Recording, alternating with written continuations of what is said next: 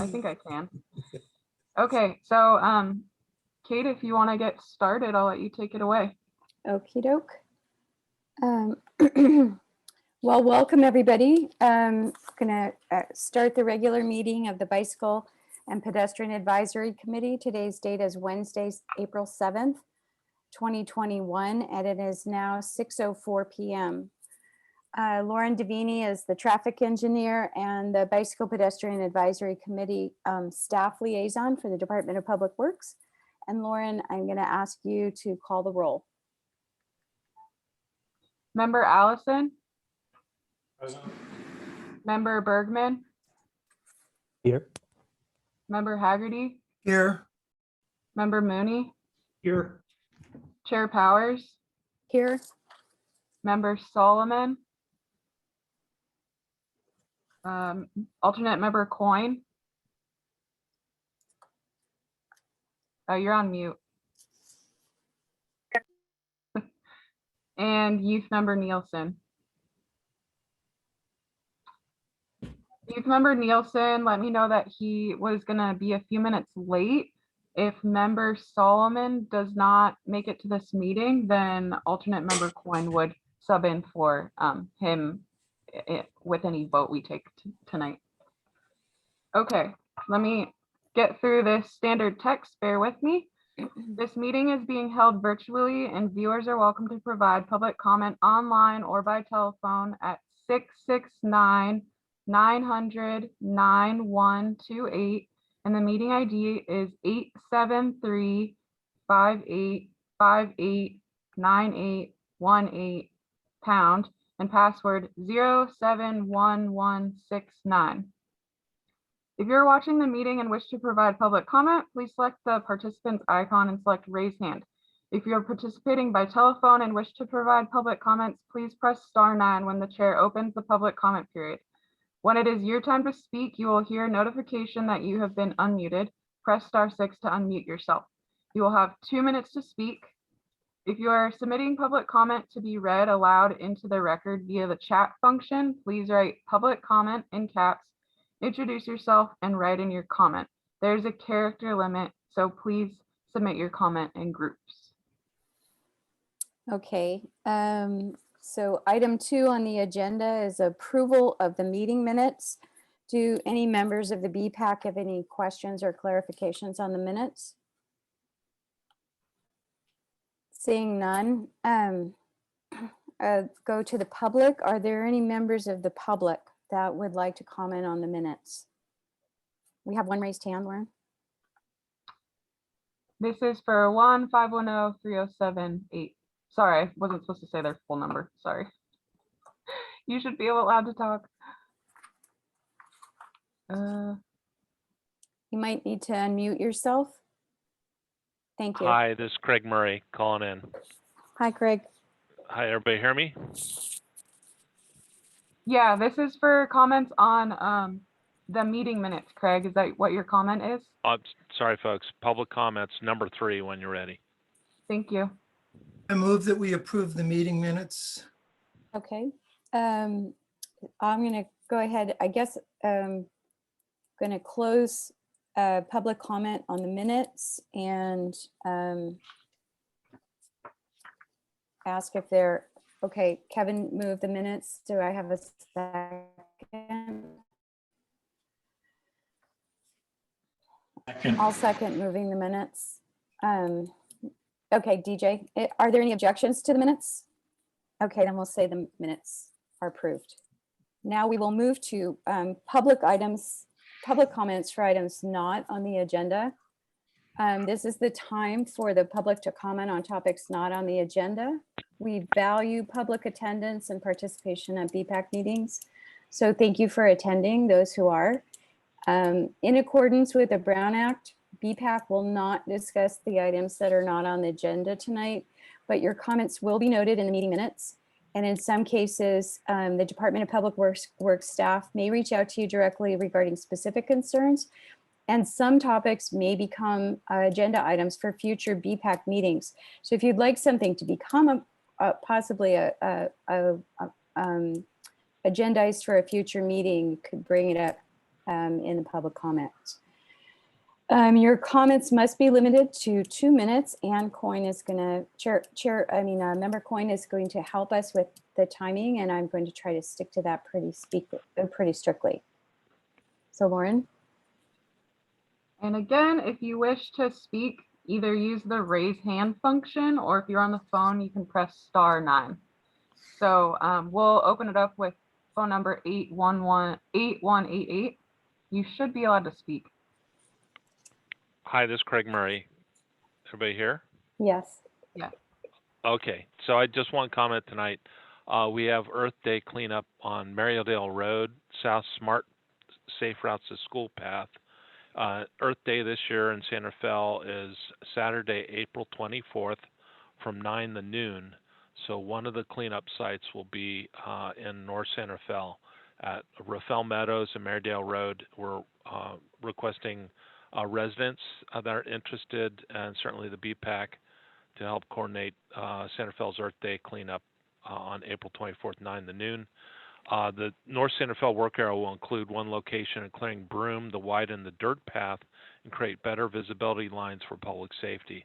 This is also an important, direct, safe path without any railroad crossings for school children to connect to the beautiful Civic Center built path and its connection to the path to Venetia Valley School on the east side of Highway 101. So 3 hours to volunteer if anyone would like to, or the kids need hours. We have 2 projects in the Mariodale Road area, one relating to the BPAC and our improving our pathway there. Thanks very much. Thank you, Craig. Do we have any other comments from the public?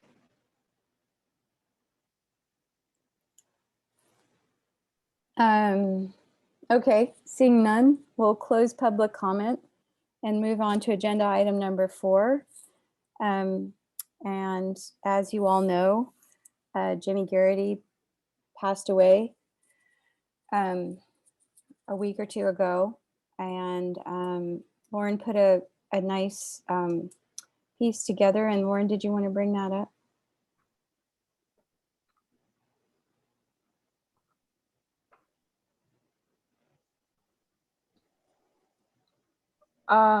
Yeah, so Jimmy passed away at the end of March.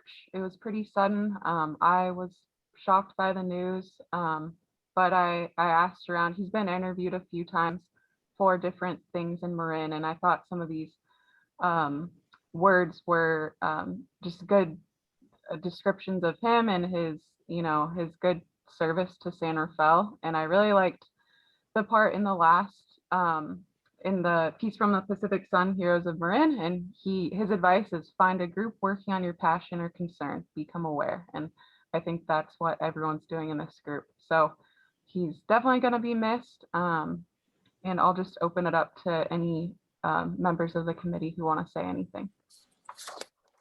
Does anybody want to contribute anything to this part of the agenda?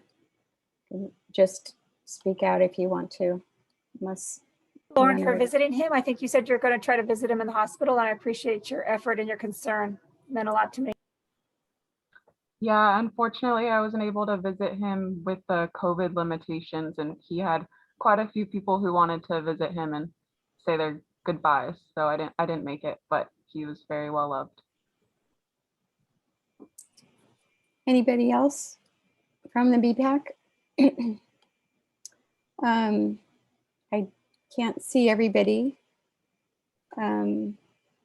So I'm going to just see if any members of the public would like to contribute anything to this part of the agenda. Lauren, I can't see the public participants now because of the screen, so I'm going to depend on you. Jean Severinghouse. Hi, everybody. I too am really sad to see Jimmy go, and he was a wonderful ally. And one of my favorite memories of him is he invited me to work with him tabling at the bike race Criterium a year or 2 ago. And we must have given out, I don't know, like 1,000 stickers. People really wanted them, which really was great because, you know, you read the Pacific Sun and nobody likes bicycles. And it turned out that a lot of people of all walks of life came by for those and talk about biking. And Mayor Phillips came up to us while we were doing that and said hello. And then he walked away and he came back about 2 minutes later and he said, "I'm so proud of you." So it was great to be, to have Mayor Phillips recognizing us on the working for bikes in San Rafael, thanks to Jimmy. He will be missed. Thanks, Jean. Are there any other comments from the public, Lauren? Phone number 8188.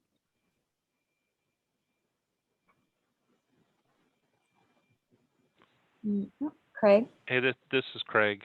I remember Jimmy. I really appreciate all his input in the BPAC meetings, and it's great when did meet there in City Hall. His big bike was always there in the lobby, so you knew this was the group. This is the bike group.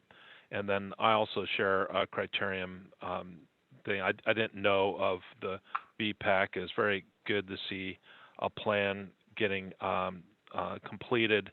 And Jimmy was very welcoming to people and a good person to get the word out for the BPAC and what things are happening in San Rafael. So he had a lot of the tchotchke, the pins and things like that, and a full binder of the plan, and just really good natured, very calm, answering a lot of questions, working with the public, and I think he'll be well missed on this committee. And just my experiences with Jimmy, always well received, and he was a good, dutiful volunteer for the city of San Rafael.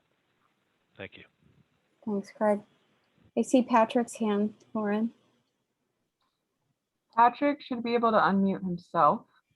Okay. Yeah, I just want to say that I'm gonna really miss Jimmy. He was just a tremendous guy, and he made just a lot of great contributions to the community. And he was a pleasure to work with at all points in time. You know, a very extremely positive outlook. His contributions to the BPAC over the years were tremendous. I think he would kind of worked in the seams a lot, I think, in the BPAC. And but he really had his, I always considered him to have a real clear focus on the important issues. And he always, what I thought, you know, was on the side where history made him right. And I also knew him outside of that, you know, just through before he was on the BPAC, the work that he did in the bicycle movement, bicycle pedestrian movement, and through the city and coming to meetings. And he's just a tremendous person. And I'm really, really going to miss him for all his contributions to the community. Thank you, Patrick. Anyone else from the public, Lauren? Okay. No.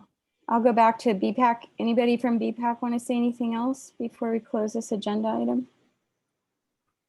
I just want to say, Jimmy came on around the same time as Jerry Boletto. I think it was around 2013. And we were basically a committee that was hearing, most of our meetings was reporting out about curb cuts that the city was doing. And both Jerry and Jimmy were pretty unsatisfied with that. And that is where the fire came for changing our charter, which we will review tonight. But it started with Jimmy and Jerry and me sitting around a table and them complaining about what is public participation really look like on a committee when you're with the city. And so for me, Jimmy was the epitome of a public participant. And he was not only a BPAC member, but he was on the original board of CMCM TV. He's been a longtime board member of Sustainable San Rafael. He's been an important volunteer for both the Multicultural Center of Marin and also the Canal.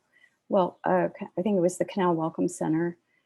In that article that Lauren had up from the Pacific Sun about Marin Heroes, when he was interviewed, he rode up in his electric bike and he was wearing a big button that said, blank UCK, the world. That's what I want to do. And I think everything he did was about that. And I just remember when I would walk into a city council meeting, he would always either wink at me or, and to anybody that he knew, he would give him a wink or a thumbs up, or he would say, hey, when you walked by. I would reiterate what others have said about his welcoming nature. So yes, he will be missed. And that closes this item. And we're going to move on to agenda item number 5, which is the North-South Greenway. And I'm going to turn it over to Patrick Seidler and Warren Wells to present this item. Welcome, Warren and Patrick. Thank you. So I'll be sharing my screen here. Is the presentation that was in the BPAC agenda, and Patrick is going to be doing the first half, and I'll be doing the second half. So let me know. Give me a second.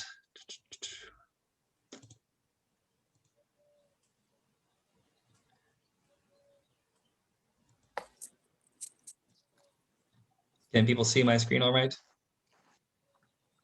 Yes. Wonderful. All right, Patrick, whenever you're ready.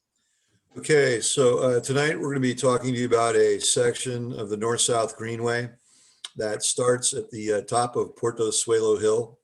Sometimes people refer to it as the Lincoln Hill. And there's a bike path that goes from Mission Avenue parallel to the freeway up to the top of that hill. That's the North-South Greenway. And then at the bottom of the hill on the other side of North San Pedro Road, the Greenway picks up again. And so this is talking about the connection from the top of Porto Suelo Hill to North San Pedro Road. And in this presentation, we're referring to as the San Rafael connection. So the first concept for the San Rafael connection, or actually for the North-South Greenway, came up in 1974. It was right after the 1973 Arab oil embargo, and bicycles took off in a bicycle boom all across the United States. Bicycle sales actually doubled during that period of time. And so the county got together and put together a 9-page plan that had 9 primary alignments in the county. And the most important, and the first one they talked about, was the Redwood Trail, which started in Sausalito and went all the way to Novato. It did not necessarily follow what we consider today to be the North-South Greenway, but it set out the start for the North-South Greenway. Unfortunately, the plan ended up in a drawer in one of the in the open space department in the county, and so it really it was unfortunate. It was it was a brilliant plan, but didn't really get advanced. But the next thing that happened was that in 1993, so it's like 20 years later, the county got a $73 million grant from the federal government to do a feasibility study of a north-south bikeway. And we didn't have the bicycle plan to use to work on it, but a number of people who still are involved actively. Shirley Fisher was on the committee, Paul Klassen was on the committee, Mark Birnbaum was on the committee. And we came up with a alignment for the north-south bikeway that started in Sausalito and went all the way up to Novato, 26 miles. And it basically followed the Northwestern Pacific Railroad right-of-way the entire length of the route. And in about the year 2000, the name was changed from, rebranded from the North-South Bikeway to the North-South Greenway. And at the same time, there's also a western side path that starts at Stafford Lake and runs on the west side of 101. And actually connects with the North-South Greenway at the very top of Porto Suelo Hill. That's called the North-South Bikeway. But the North-South Greenway started to get some significant advancements starting around the year 2000. And we've seen a lot of those. You can see some of those in the picture there. That's the underpass on Lincoln Avenue, on ramps and off ramps. The Sir Francis Drake overcrossing of the North-South Greenway in Larkspur. And then the next one there is the pathway behind Larkspur. And so there's been a lot of advancements, a lot of money invested in building the North-South Greenway since about the year 2000. Now, this is a little bit of a complicated drawing. Warren was kind enough to explain to me that everyone couldn't just look at this and see it right away. So I want to thank Warren for that. What this is if you look down the bottom left-hand corner, you can kind of see it. It says, this is an environmental impact report and impact statement preliminary engineering design from 2003. And, I was fortunate enough to sit on the SMART, the Bicycle Pedestrian Advisory Committee. SMART was established in 2002, and they formed a Bicycle Pedestrian Advisory Committee because we, Deb Hubsmith and the Marin County Bicycle Coalition and Transportation Alternatives for Marin both approached SMART and said, you really need to put a pathway in this project, which had been done previously in a 1998 ballot measure. And as part of that project, what you're looking at is an engineering drawing that shows you a class 1 path routing from Larkspur, and it goes all the way up to Cloverdale. And the section that we're talking about tonight is in the yellow box. It's like right in the middle of the screen. And what that's showing is the line down the middle is the railroad tracks, the rail line. You can see the tunnel is right where it pulls up from that yellow box, top of Portosuelo Hill Path. And then the dotted line shows where in 2003 they engineered the pathway. And you can see that most of it is in the railroad right-of-way. And Warren will talk and show you some better pictures about it in a little bit. So the next thing that happened was, and this is a little bit of an issue, is in 2005, SMART conducted a California Environmental Quality Act clearance for 54 miles of the pathway. And that would be for the most part in the SMART rail right-of-way. And so you can kind of see the language here, it's blown up there. So it was broken into 2 phases. It was broken to phase 1, which was the 54 miles, and phase 2, which were 17 miles of class 2 paths. But as you saw from that drawing before, the plan had always been intended to be and to bring a class 1 pathway from Larkspur to Cloverdale. But what was put on the ballot was the funding for and the provision for 54 miles of that right-of-way to be built. And this shows you that measure that was put on the 2006 ballot. It was called Measure R. And that was for the rail and the pedestrian bicycle path. And if you kind of see down the middle, so it's about approximately 50% of the SMART rail path would have been funded. And it was for the SMART train from Larkspur to Cloverdale. So that was supposed to be funded in its entirety. If you look down at the bottom, you'll see what the results of that were for. It's highlighted in yellow. Only 65% of the people voted for it. Only, it's actually exceptional. But they were 2% short of the Proposition 13 requirement of 2/3 vote to get it to pass. So SMART did some extensive engineering. SMART did some extensive polling, and what they found out was if they included the pathway 100% from Larkspur to Cloverdale and increased the funding from $46 million to $91 million, that they could get the amount of people necessary to get the 2/3 majority. The only difference between Measure R and Measure Q is the pathway being completed 100% of the way. And Measure Q was passed in 2008. And this shows you some of the language of Measure Q down there. And this language, what I want to point out to you is, and this is really instructive and important, is that the purpose of the legislation, and this reflects what I told you previously, is to provide the funding, design, construction, implementation, operation, financing, maintenance, and management of a passenger rail system and a bicycle pedestrian pathway connecting the 14 stations from Cloverdale to Larkspur. So any reference to a phase 1 or a phase 2 project is really kind of like Measure R speak or environmental clearance speak. It has nothing to do with the legislative intent of Measure Q. Measure Q was voted on by the voters to provide a continuous pathway Class 1 from Larkspur to Cloverdale. So in 2012, the Metropolitan Transportation Committee provided some funding for both a Civic Center station area plan and a downtown area station plan. And in that plan, which was amended in September 2013, that plan describes connecting the pathway at the top of Portosuelo Hill, which was completed in the year 2010, to the bottom of North San Pedro Road. And it also has some drawings that show the pathway on the west side of the rail line, but it's really a conceptual concept of what they're trying to get at, which is the Civic Center station area plan follows the Measure Q requirements for a continuous Class 1 pathway, and it's reflected in the Civic Center station area plan.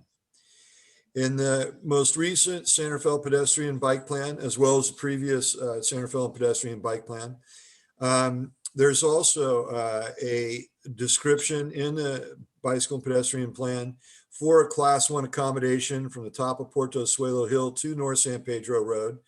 The alignment that's depicted in the drawings that are provided for that area is, it also has a different alignment that's shown in either the Civic Center station area plan or in the 2003 engineering plans from SMART, but still is just trying to get at to make a connection, a Class 1 connection from the top of Portosuelo Hill to North San Pedro Road.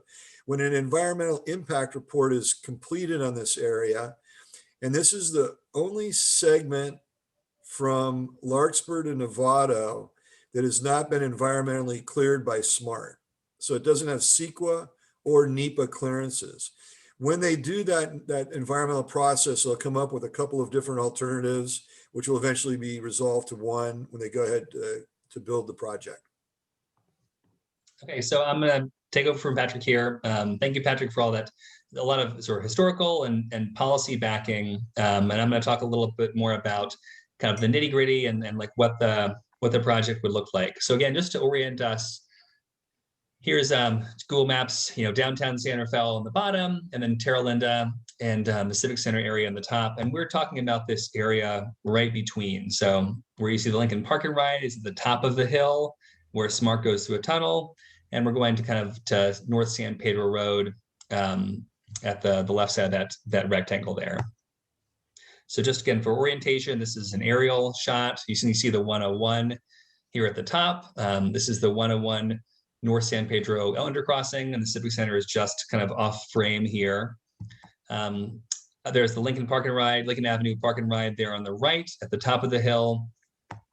And so what we're trying to do is just create this connection between the freeway path, which is the North-South Greenway that comes up from Mission Avenue in downtown Santa Fe along the highway and ends right here, to the current end of the SMART path, which is just down there paralleling the rail tracks, between the rail tracks and Los Ranchitos. So just to show kind of what the different options for the alignment would be to get between this gap here on the right to the left, the current SMART strategic plan shows the pathway alignment being on Marydale Road. So kind of the pathway ends up here on the right and then goes down the hill past those apartments and turns left on North San Pedro Road, and then rejoins the pathway at the intersection of North San Pedro Road and Los Ranchitos. Interestingly, in the 2014 SMART strategic plan, they had the preferred alignment on Los Ranchitos. So, Marydale has kind of a steep hill. Los Ranchitos is a little more gradual. But what we're going to talk to you about today is that original alignment, which SMART had described in that 2003 engineering drawings, which we're calling here the San Rafael connection, because it creates that Class 1 path between downtown San Rafael and the Terra Linda area. And so this would be mostly in the smart right of way as opposed to on street, entirely off street path. So I want to talk a little about kind of why, so Patrick talked about the policy. I just want to talk about like the engineering and, the facts on the ground. So why Marydale and Los Ranchitos don't work as alternative routes here. So Marydale, as you see up at the top here, has very steep grade. There's a portion of Marydale which is greater than 9%, which I'm not sure if that means something to all of you, but essentially 9% is like, if you're a sports cyclist, that's doable. But if you're a grandmom, if you're someone with your kids on your bike or with groceries, this is like, push your bike up the hill, steepness level here. Next, it is quite constrained. So there are no current bike lanes. There's on-street parking, but there really is not a lot of right-of-way here because of the freeway retaining wall and property lines on the other side. So there's no room for both bike lanes and sidewalk. And lastly, there's a very busy intersection at the intersection of Marydale and North San Pedro Road. That's actually part of the interchange, which is going to be a high-stress facility, a high-stress intersection for anyone going through there. So next is Los Ranchitos, again, the more gradual road just to the south. It is more gradual. It's still fairly steep. It's greater than 6%. It's around 6% for the whole span there, which is higher than the ADA limit. It does have bike lanes, but they're minimum with bike lanes with very little separation. No physical separation between riders and fast-moving cars. And lastly, it's very limited right of way. There isn't room for both a sidewalk and bike lanes here. So let me talk a little about what this San Rafael connection would be, this off-street route we're describing here. Patrick, through Transportation Alternatives for Marin, has taken some fieldwork visits and have shown people what this would look like on the ground. So I just want to show a few pictures from a recent visit last month. So the first photo is from the top of the hill here, right next to the freeway. So this is, you can see the existing path just before it hits Marydale here and the freeway, the 101. This is looking south back toward downtown San Rafael. The next one is coming down this slope here. There's a slope between the top of the hill and the rail tracks below. So this is a picture of the slope. It's not that steep, it's walkable. Next is a picture of this existing fire trail, or that kind of sits below the top of the hill, but above the rail track. So this is us walking along here. This is just down the hill from the top to this space above the tracks. And lastly, there's a photo at the very end of the segment. This is looking back south from Los Ranchitos. So just describing what this would what a path would look like. It would be a switchback from the top of the hill down to that fire trail, roughly following the path described here. It has to be a switchback because it's about 50 feet of elevation there. So you need about 1,000 feet of run for that much rise. So at this distance, you can achieve that 5% grade required for ADA, for an ADA path. And next, the question is is all this publicly owned land? Well, actually, yes. So this is just from Marin map. This is a lot of the switchback would be in a Caltrans parcel, and the rest would be in 2 smart parcels, and really wouldn't have to get in the way of those apartment buildings there at all. So I just want to run through the benefits and drawbacks a little bit about this. The biggest benefit is that it's safer and separated from traffic. So unlike Marydale, which has that intersection, or Los Ranchitos, where you're on that hill the whole way, this is just away from cars. Next, it's an all ages and abilities facility because of those lower grades. It's just going to be much easier for someone, no matter their ability, whether they're pushing a stroller or on a scooter or on a wheelchair or on a bike, to use this. And importantly, it allows all users, not just bicycles. The other 2 facilities don't have any pedestrian facilities and don't really have room for them either.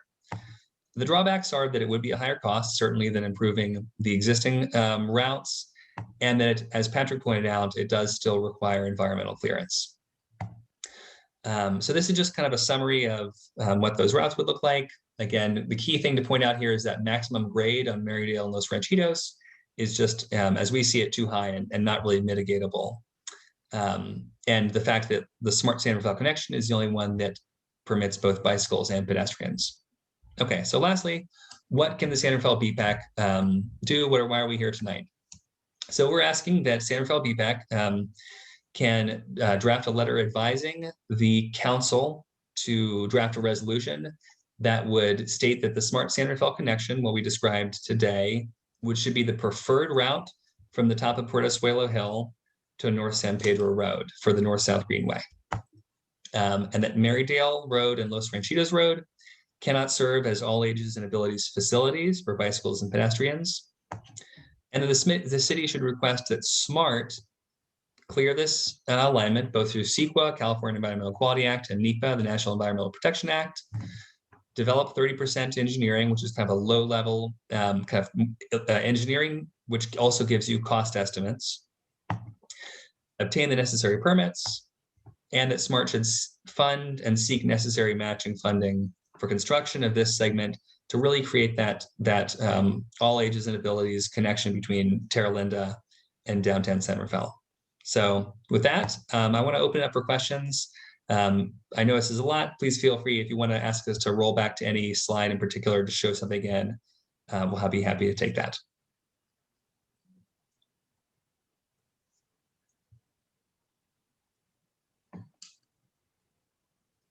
And this is an opportunity for any of the committee members to ask questions. Do any of the committee members have any questions or clarifications needed? Barry? Well, that's my mic here. So I guess I'm wondering, Patrick, I know when we had spoken a while back when we were out on the field visit, you mentioned that there were some engineering drawings that were prepared a while back.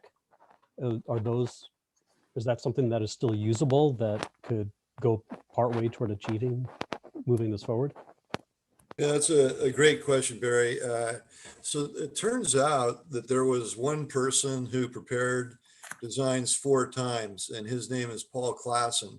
And I kind of blew it because I was going to tell him about watching this tonight.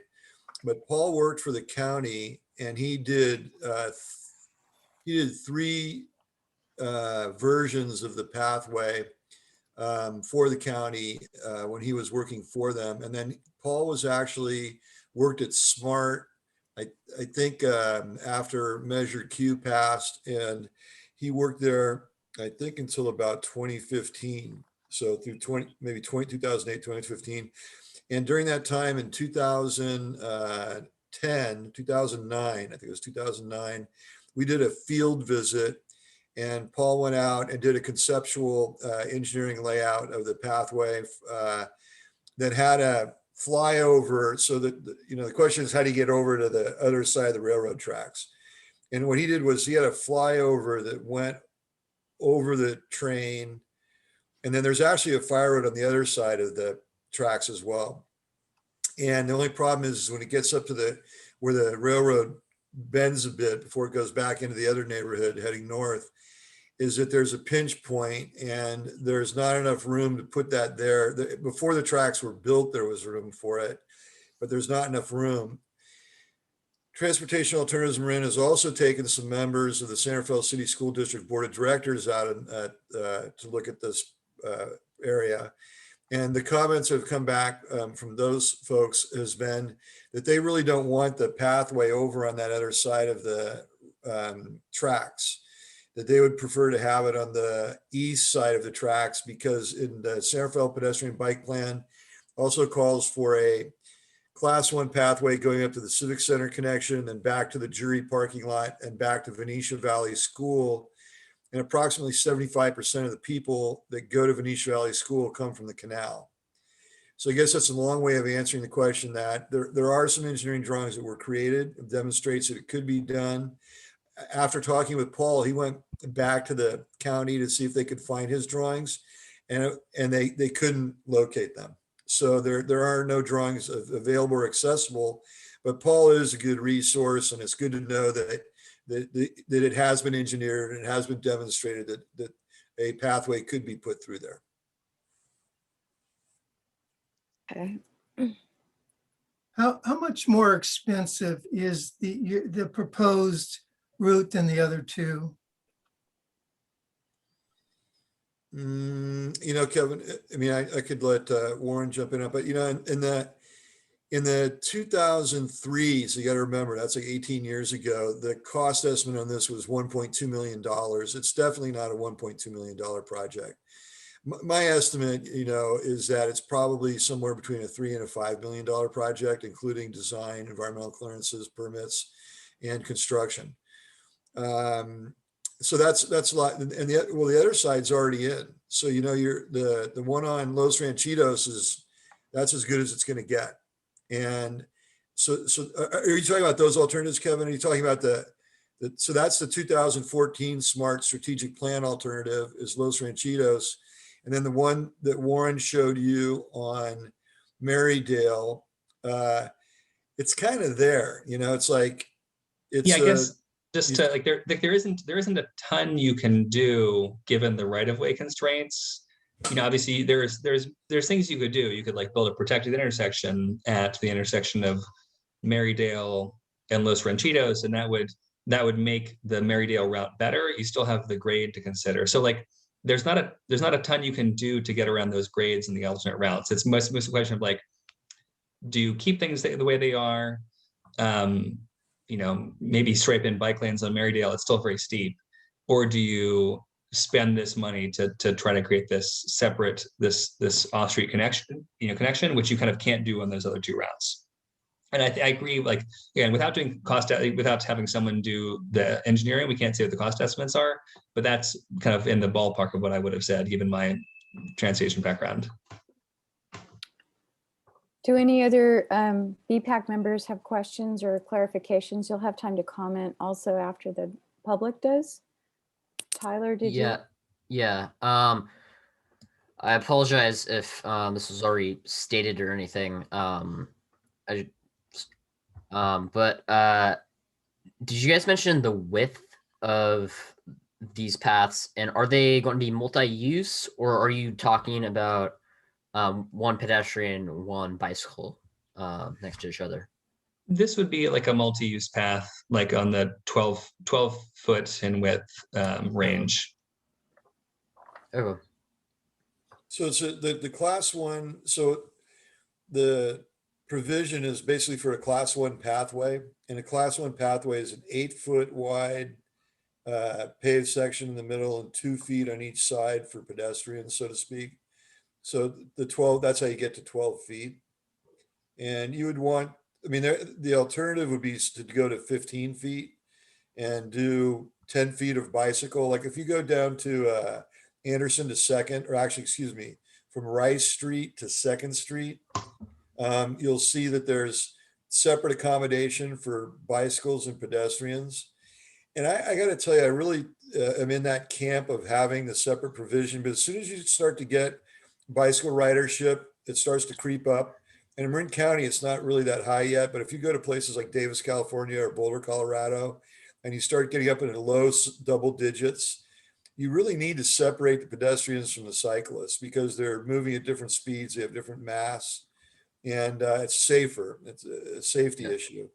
I was asking because I actually, about 2 weeks ago, I rode what exists of this trail so far. And about, if I remember, like 5 or 6 times, I need to yell, like, because the people walk right in the middle of the path and stuff. There's certain narrow parts and stuff, and you have to navigate around and stuff. And I think it definitely should be separate if possible. Where were you writing, Tyler? Say again? Where did you say you were writing? Next to the smart tracks, that part, what's already developed of the path. Like closer towards Civic Center. Yeah, and yeah, I rode through there and stuff, and there's people and stuff, and it's like you can get around them and stuff, but sooner or later there's going to be an accident.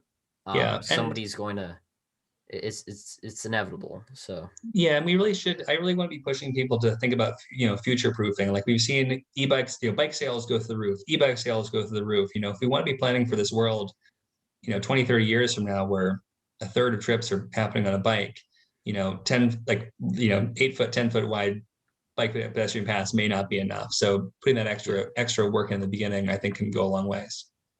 yeah, I agree. I would echo that. So yeah, separate if possible. Yeah, I would echo Warren's comment is, I think when the, when the connections are made in the North-South Greenway, I think that the emphasis is all going to be on make it wider and get separation between the modes and at least put a stripe down the middle of the path to get the Yeah. directional traffic separated. Are there any other questions or clarifications from BPAC members? Okay, Lauren, I think it's time to open it up to the public. Okay, Don Magdans. Thank you. I'm a former member of the BPAC. And I've ridden both Marydale and Los Ranchitos several times, more than several. And both of them are steep. But the one thing about both of them is they're constantly steep, pretty much a long distance. And I guess the question I have for you on this alternative bike path, which I absolutely love and I think it's great, is you say it's 5% maximum, but how much of it is really close to 5%? Because it seems like there should be some sections in there that aren't quite as much. The problem with a path that has a steepness for a long distance is, first of all, the bikes get a lot of speed, and second of all, when you're climbing the hill, it takes a lot more energy. And we're trying to design this thing, as Patrick knows, for 8 to 80, and there's not too many 8-year-old and 80s that can do a 5% grade for a long distance. Yeah, I can take that question. That's a great question. And, this is like, what we're describing is very, very, very preliminary. What I was just trying to show was that it's like technically feasible given the grade difference between that fire road we were showing earlier and the top of the hill to get that amount of to make that amount of vertical ground in the amount of space available. So kind of just roughly, I can go back here on this presentation a little bit. Get that slide that you had there. Yeah, so just showing this, this left side is from Los Ranchitos, kind of past the church, past all these apartments. This is going to be mostly flat the whole way. And on this right side is that hillside that I showed here. Yeah, that picture there. Yeah, so this is kind of the hillside where you actually have to do all of your climbing. And I think there's space you could put in like little rest breaks where there's some I think there's some extra clearance here for having something less than a 5% grade the whole way. But I just wanted to demonstrate kind of very roughly, just sketching out things conceptually, that it's doable within the available right of way. Warren, I think on this one here is that the 5% would basically only be on that where the white line is, right? Mm-hmm. And then it's pretty much flat from there and it goes up to that parking lot. And then you have, basically about 300 yards to go down like another 30 feet or 30 something. feet, yeah.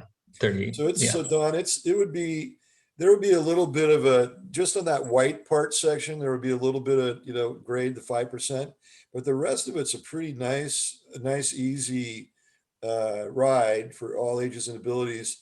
And as Warren said, you could put a few flat spaces in this thing to ease it up a bit, which like a little turnout or something. That you want something like that. Yeah.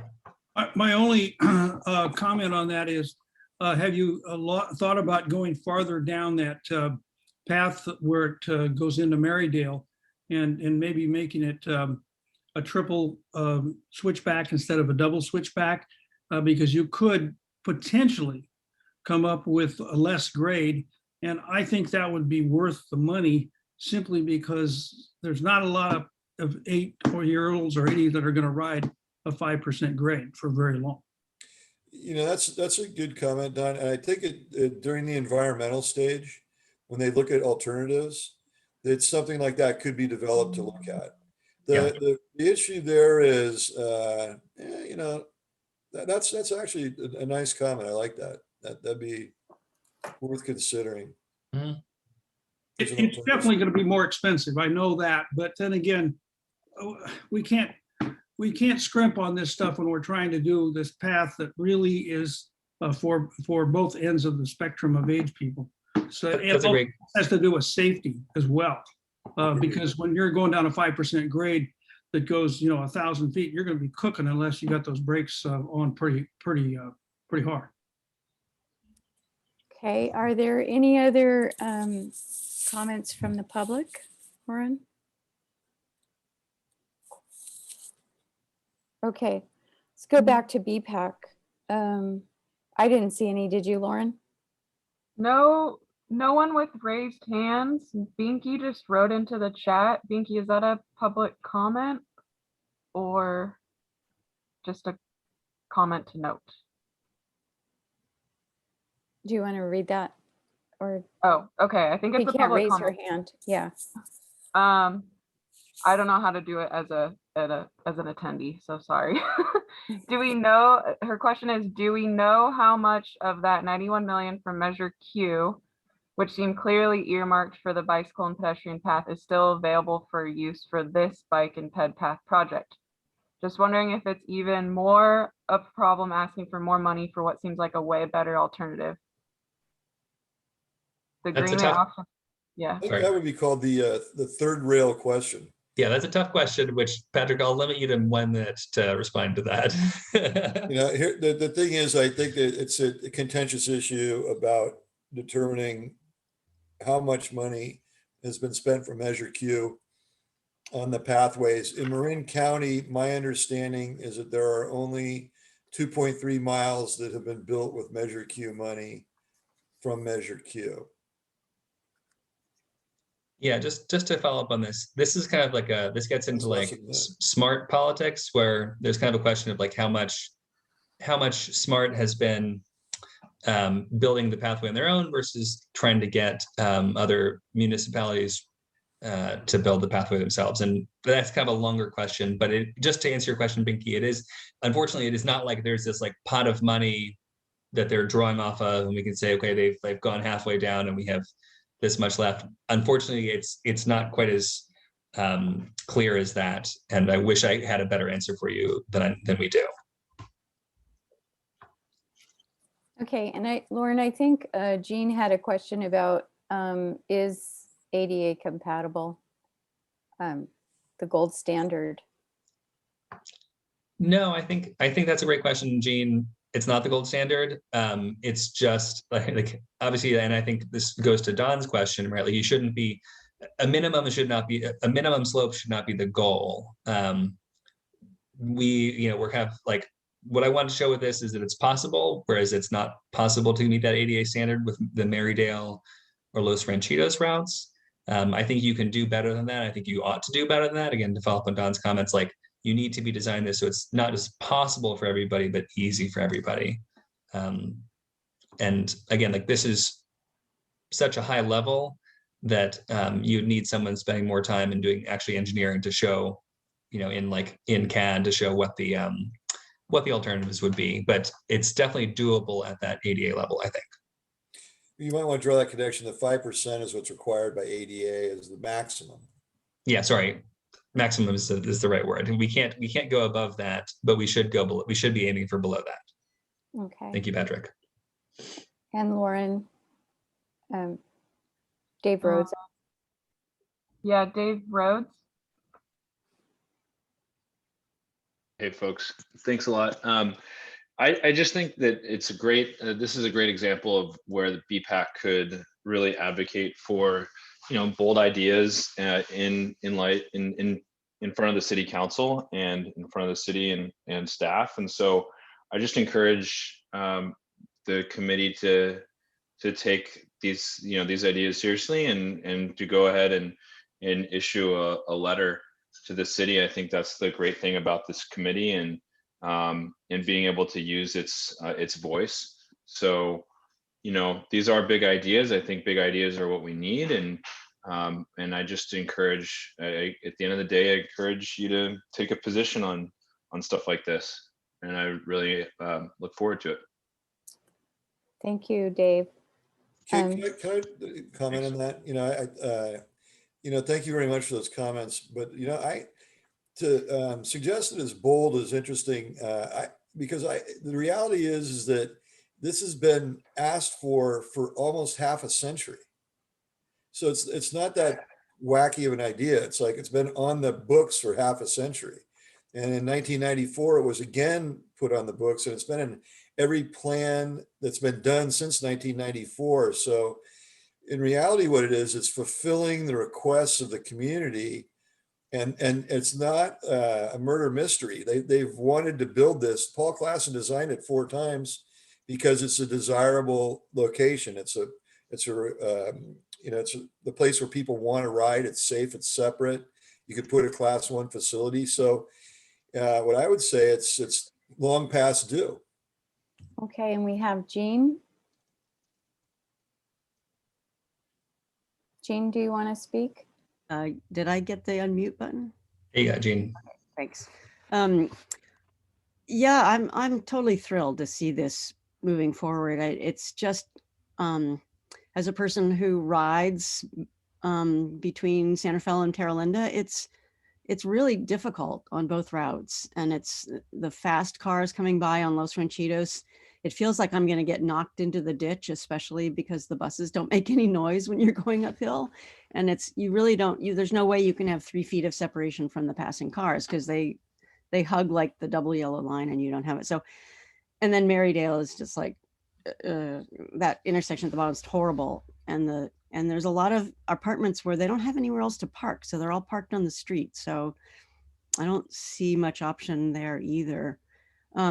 So I've been sitting here wondering whether to say anything, but I would really join Dave Rhodes in encouraging the BPAC to speak up to the city council, because I've had this experience, and I have a sort of, I'm wondering whether the BPAC has had this experience of speaking up, because I used to speak in front of the city council, and then I, for a couple times I go, "Oh, that's great. The mayor's saying the right thing." And so I would just like sit at the back, and then I'd go up to him afterward and say, "Wow, that's great. I'm so glad you voted for that. You said that." And he said, "You have to say it on the public record because it's how the public knows what people are thinking about and what their support for politically." So I would strongly urge the BPAC to speak up, use their voice. It's part of the BPAC mandate to advise the city council and say you'd like to see this happen. So thank you. Thank you, Jean. Okay, and I think that I don't see any other hands raised or comments in the chat. I mean, questions in the chat. Dave Rhodes and Binky. I think Tyler has his hand raised. Okay, I'm going to go back to BPAC in just a second. Okay. Lauren, just for procedure, should we read the chat, or is it just asking? It looks like it's just responses to what Patrick has said. Okay, great. So I guess at this point, we're going to close the public comment, and I'm going to go to the BPAC. First, I guess I'll ask Lauren, were there any questions that you wanted to respond to that came from the public, or any comments that you wanted to respond to as a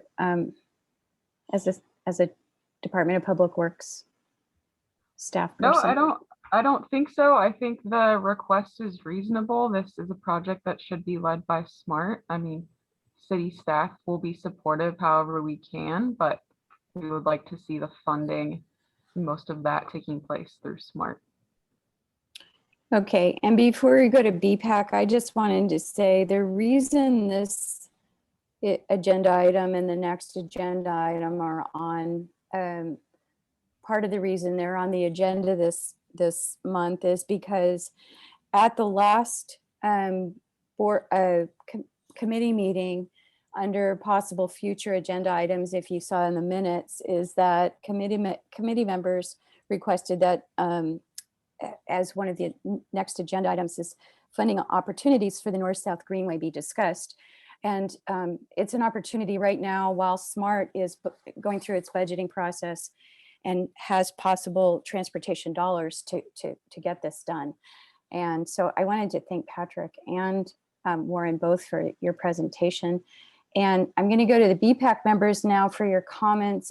Any comments that you have, starting with you, Tyler. Thank you. So 2 things. So first off, yeah, again, it's amazing. Thank you. I mean, I'll definitely use this whenever it gets built, if it gets built in the century. Hopefully it does. I guess my other question is, with all the stuff of going up and trying to keep the slope, like with 5% and stuff, I know it's a radical idea, but is a tunnel possible? Like reasonable to just like I'm just like with the budget and stuff. Is that too much? Is that stretching it, or could a tunnel just get built? I mean, everything's possible, but it just then you start costing like the hundreds of millions of dollars. So, Really? the question is like, even opening tunnels we have, but don't use, like the Alto or the Cal Park tunnel, are like multi-tens of millions of dollar projects. And the existing tunnel that the SMART train goes through is not wide enough currently for both trains and bikes. So it would mean doing additional tunneling, which again, like, is a thing you could do, but the question is that money best spent here, like $100 million, or on other, or spending $5 million here and trying to spend other money elsewhere? Yeah, also give it some historical context, Tyler. So this segment, the tunnel area down there, was one of the reasons that the train was not built originally in the 1880s. It was a really complicated section. If you kind of hike around the area, you kind of get it. It's in a kind of a box canyon. So if you, as Warren says, it's a single track tunnel, and there is an idea on the SMART's side that at some point they want to come back and double track the train. And when they come back and double track the train, that would be the time to look at adding the room for a bike accommodation. And the cost of tunnels is a function of the surface area of the tunnel. And so if you widened it from 2 tracks and added a bicycle pedestrian accommodation like you have through the Cal Park Hill Tunnel, the marginal cost actually wouldn't be that much. And that would be the time to do it. But it's like Warren says, it's a lot of money. I mean, if you get a look at both sides of that tunnel, you'd have to not only put a tunnel in, you'd have to widen the railroad right of way at the bottom of it for a long distance. So it's Okay. Okay, thank you. All right, I want to fit in everybody's comments also, because we have another kind of longer agenda item. So I'm just going to ask Phil, do you have any comments about this? There's also there was a draft letter as something to start from if the BPAC did want to write a letter. It's something where you could say not this part, but add this or whatever. I don't know if everybody saw that in the packet, because a lot of times, to someone's comments, who I can't remember who mentioned this, is that it's kind of hard to walk away from the meeting and say, did we capture everybody's comments? So we could use this also. You could comment on this as well. Phil, I was wondering if you had any comments, because you are next in line on my screen. Sure, very supportive of a project like this. That's sort of my daily commute. So I ride this all the time on both the roads. I think it will be a challenge with SMART, because in their opinion, I think they would say that their pathway is done, right? Like they have the Los Ranchitos section or the Marydale section, which is absolutely ridiculous, because that's not a reasonable bike path for people to use. Yeah, so I think this plan is great, and certainly, sort of what we're asking is for them to explore the idea further, which seems very reasonable to me. Anne, do you have any comments? Thank Patrick for taking us out on the field studies. I really appreciate that. It really opened up my eyes to this issue. I do live up here, and I do agree with the other comments with Phil and Jean that it's dangerous. It's not workable on the other two streets. So I definitely support this and moving forward and think we should suggest this to the city council. Thank Kevin? I too appreciate Warren and Patrick in their presentation. I fully support this. And I think one of the reasons that we put this on the agenda, there's a real opportunity now. SMART's going through its capital budget process. And so I think it's important that we communicate to our city council via this letter or a similar letter that this is an important project, and we ask the council to support it and communicate that information to SMART. Okay, great. Barry, I'm just calling on people who are on my screen. Yeah, thanks. Yeah, I think this is clearly a much needed project, and it's way superior to the other two alternatives. I think just having bike lanes may be fine for what they are, but it's not a substitute for having a trail connection, and having struggled my way up Marydale, that's not really very viable either. One thing I would suggest is, in addition to describing the route the way it is now up to San Pedro, is that we should talk about it as a connection to the existing greenway, because otherwise you're kind of left out there at a nasty intersection. There's really no good way to connect between the two. Okay, good point. And I guess the other thing is we are talking about this, and I think it's important to remember this is not a new project. This is a project in our plan.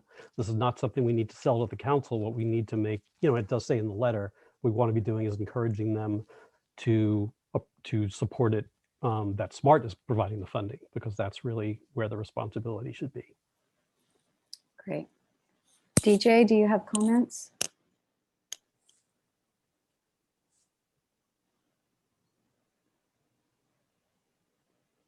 Sorry, struggling to find the unmute button there because I've got screens here with Lauren on one and all the windows on the other, all the faces on the other.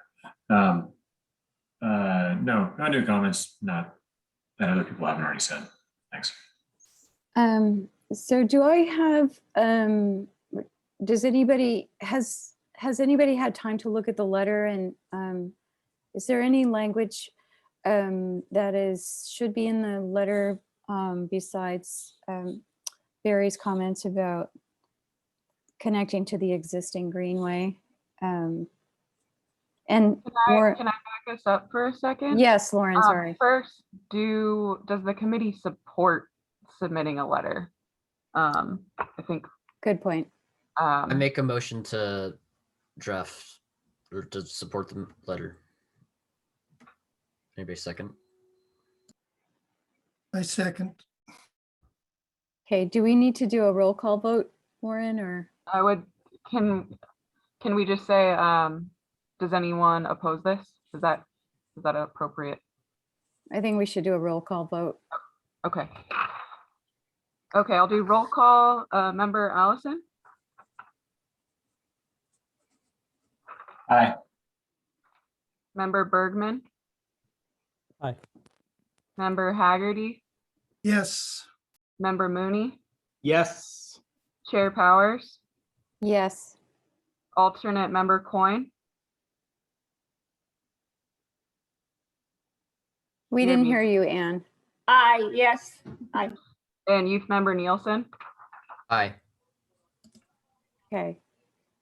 Then we will send a letter. The reason I didn't, I took a shot at this draft letter. The reason I didn't include a reference specifically to our plan, our 2018 approved plan, is that it looked to me, and maybe Patrick or Warren, you can speak to this. It looked to me that the alignment that we had listed in our plan was a little different. It wasn't clear to me. And so I didn't refer to that in this letter. But I think that in terms of what our responsibilities are as an advisory committee, not sure about how to advise for 30% design and some of the other things that were recommended to the committee, but I feel like this stands on what our plans are and what our intention has been for the last several years. So if anybody wants to make some comments, or Lauren, could we do that after could we take this as I'm not really sure, because this is kind of new ground for us, I think. We're on the topic now. Yeah, okay. I think we've approved the plan substantially as written. And if there's minor changes to be made, I think we could delegate that to our chair, if that's agreeable to the rest of the group. Okay, Could I make some suggestions, Kate? sure. Is it possible, so if everybody has a chance to take a look at this and see how it's written, I think that one of the elements that's really critical is that even though the alignment is described in the 2018 Centerville Bike Plan is not exactly this way, that might be one of the alignments that's looked at as an alternative. And I think what the 2018 plan says is to connect at the Puerto Suelo Hill with the Class 1 path with North San Pedro Road. And that's what it's really getting at, is to make that connection. That's the same thing that the Civic Center stationary plan says. And so I think it's on point that it's covered in the Centerville pedestrian bike plan. But what I would suggest, and I would urge you to consider strongly, is if you can get back to that slide that Warren had at the very end with the suggestions that he made, take a look at that. And I'll explain why it's so important that he had that laid out the way that he did. Is it possible to do that, Warren? I can pull it back up. Just give me 1 second. Is that okay? Because I think this will help out on a number of fronts. One, in communicating with SMART, one of the things that you do is you need to get the environmental clearances done. And so that's the first thing we have up is you guys have to remember, it's like, this pathway is included in the intention of Measure Q.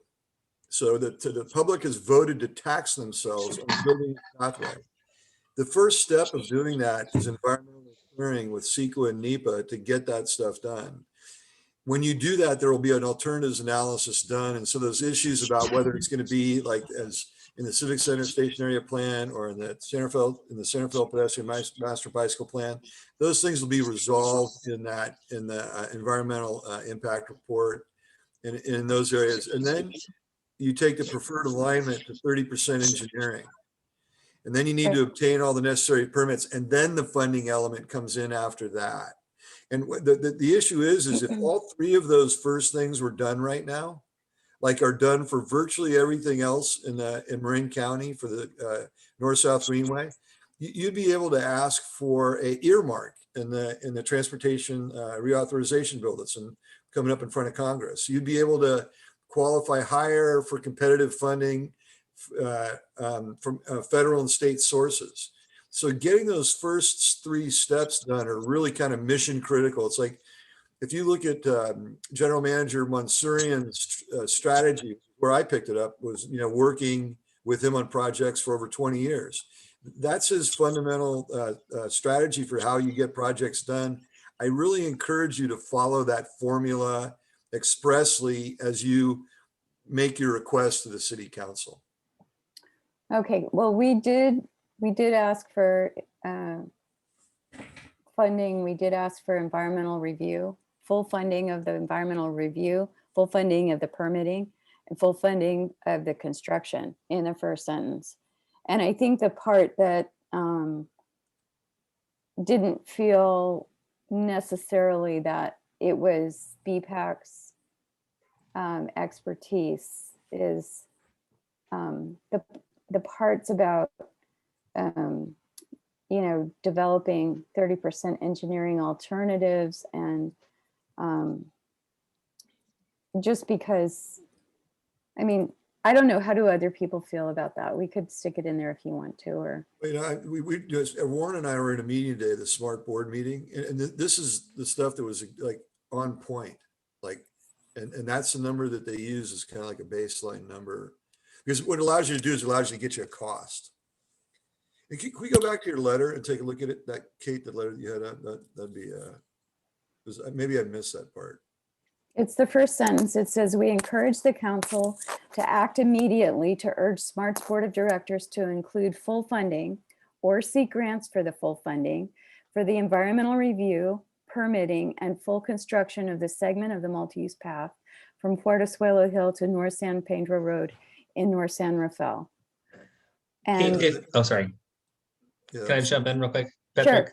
Sure. If you're not entirely comfortable with like the language, like the 30% design, I mean, you could just say something like to the effect of like substantially advance the design or develop conceptual design or something about cost estimates, because that would be, you know, again, like is a little less technical, but might get to the point of what, you know, or preliminary engineering. Preliminary engineering, yeah. That's Okay. the word I'd use. Okay. Is everybody okay with that? I mean, I know that there are people on the BPAC that are way more experienced on this kind of stuff than I am. So I'm just looking for advice. DJ, how do you feel about that wording? Or Phil or Barry, or I don't know, people who are more in the engineering. It's fine. 30% in my opinion is an industry standard. Okay. That's a well-defined deliverable in my opinion. If you're an engineer and someone says, you know, I want you to prepare a 30% design, they know exactly what that means. Okay. In the level of detail that communicates. Okay. So Yeah, I more, would agree. I mean, and that's a level at which you could apply for construction funding. So okay. Right. That's sufficient. That's sufficient to do environmental analysis and permitting, and it, vet alternatives and generally be competitive for funding, and at the same time doesn't require you to get right of way and things like that. Okay. Patrick and Warren, does this letter then meet what you were asking in the slide that Warren had just had up? You know, I actually think DJ has it. I would put the 30% engineering. Isn't that the term of art, DJ? Is it 30% engineering, 30% of preliminary engineering? So I would just use what DJ says the normal usage in a situation. So and you know, 30% preliminary engineering design. Okay. If everybody is okay with this, if there's no more changes to it, I'd like to get to the next item on the agenda. I think we made a lot of progress. I would like to, oh, sorry. Go ahead, Tyler. If we could, if possible, I would love it if it was two separate things and not just a multi-use like mixed thing. So if you could, from my understanding, multi-use is intermixed, correct? Or could that mean it's one path? One path. So I guess could we reword multi-use path to indicate that potentially, if possible, two separate things to one, you know what I mean? Like a bicycle lane in it, or you know, I think we're getting way too complicated here. I think we're trying to get this basic message across. And if we can get them to build the path or support this, it will be a big victory. I don't think we should micromanage this. Okay. We're not defining the project. And also, Tyler, I think that the what SMART is supposed to fund is a multi-use path, and so that's why we're kind of using that language. But if I see, okay, eventually stairs or whatever were put in for pedestrians, that could be a different project. I'm not sure SMART would be the funding source of that. But you know what I might suggest, and I don't mean to micromanage or wordsmith, but instead of multi-use path, why don't you just call it the SMART pathway? That's what SMART's calling it. They used to call it the MUP, but in the meeting we had today, it's a segment of the SMART pathway, because it kind of denotes that it's a SMART responsibility. Okay. I like the multi-use pathway. I think that's what most people understand. What if you put the SMART multi-use pathway? Patrick, we're not on the feedback. Yeah. Okay. I think I think we're pretty good, and I think we're gonna move on. Just because I want to get to the transit center too. And I really think that we made some progress here today. And I think Patrick and Warren, you led the way. And I really appreciate your time and all of the work that you did in preparation of presenting this to us today. But yay, I think this was a victory. And thank you guys very much. Really appreciate it. Kate, everyone else, thank you so much for having us. Then just because I'm worried about running out of time, I wanted to get to agenda item number 6. And that is the San Rafael Transit Center. The Golden Gate Bridge and Highway and Transportation District is completing an analysis of 3 plus 1 alternative locations for the transit center. One is a variant on one of the alternatives.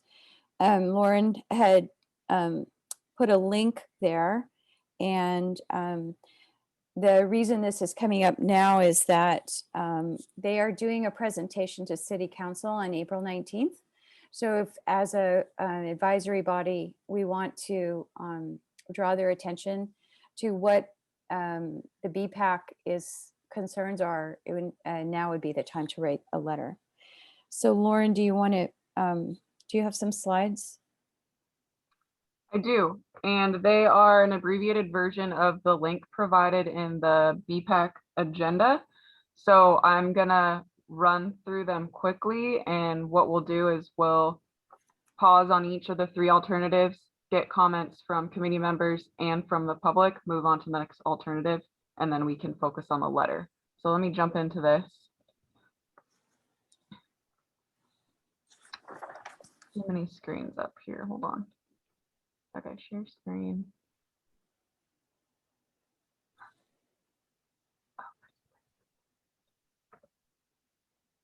Okay, confirming everyone can see my screen? Yep. Great. Okay, so like I said, this presentation is something that Golden Gate Transit did back in November. I'm gonna run through the kind of intro pretty quickly. They've done quite a bit of outreach, had public meetings when, before COVID, and have been studying the alternatives. So as you know, the Smart Rail line goes straight through the existing transit center. I think it's been operating okay, but some of their bus bays, they lost some of their bus bays, so they're looking to relocate the transit center. And I'm just running, like I said, this is all in the slides provided to you. I want to get straight to the transit center alternatives. So we're down to 3 alternatives. This is a good illustration of those 3 options. You have the pink block, which is the whistle stop block between 4th and 3rd. It goes over Tamalpais and then stretches over to Hetherton. The 4th Street Gateway is the one that crosses 4th Street, or our entrance into downtown San Rafael. And it goes from about 5th Avenue to 3rd Street, Hetherton to Tamalpais. And the last option is the under the freeway. So that takes the block between Hetherton and Irwin from about 5th Avenue down past 4th Street. Getting into the 4th Street Gateway alternative, here's some existing pictures. Here's kind of a general figure. North is to the right, and you've got the, like we said, the transit center crosses 4th Street, so you'd have some bus bays between 4th and 3rd and some between 4th and 5th, so folks might have to transfer across 4th Street, but one of the benefits is part of the transit center would be on the same block as the SMART train. This gets into a little bit more detail. I'll come back to this slide in just a second, but some of the benefits and drawbacks that Golden Gate Transit listed was this alternative slightly reduces bus travel times compared to the current transit center, and there'd be convenient transfers to and from SMART. Some of the drawbacks are that southbound right turns from Hetherton onto 4th Street would be restricted. Passengers would have to cross 4th Street to make some of those transfers. We have some Victorian style homes that would have to be moved, and it use as city blocks that maybe the city had envisioned for something else other than a transit center. So going back to the kind of their plan view of the area, I'll just pause here. I'm hopeful that the members kind of looked at this and are ready to provide any comments or things that you'd like staff to know as we see these alternatives through.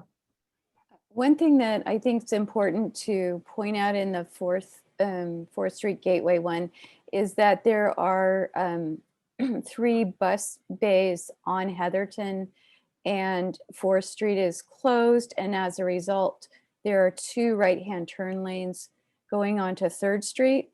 And this 3rd and Heatherton intersection is where there were some pedestrian deaths, and the Department of Public Works removed the crosswalk on the south side of that intersection because that was a 2 left-hand turn lane onto a one-way from a one-way. And what this alternative creates is a 2 right-hand turn lanes from a one-way onto a one-way. And so some have commented that that is dangerous and that was something that Caltrans may not support or had a problem with in this intersection before. The other thing that I wanted to mention is that the 2 Victorian houses that would be moved are on 5th Street, right at the top. The 2 Victorians in picture number 2 would have to be moved for this one, but in all of the alternatives, there will be buildings that will be removed or moved to some degree. Did anybody, Kevin, did you have anything else on this one? Kate, this is Ann. Can You I? might, Lauren, you might Yes. want to talk a little bit about the bicycle pathway and how that fits in on this one, and also on the whistle stop block alternative.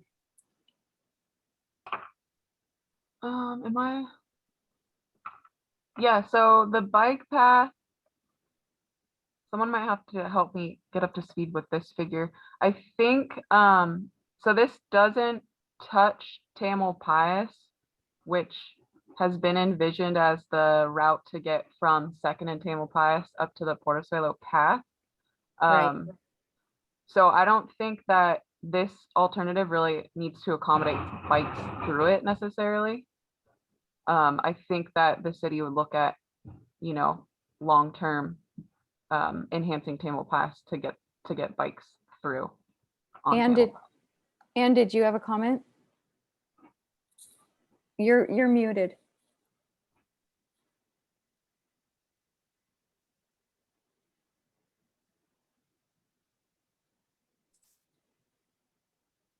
Okay, can I make a comment while we're waiting for? Sure. Go ahead, DJ. Just a couple thoughts. I do think that double turn, I guess I have a few comments, and not all of them are necessarily bike related.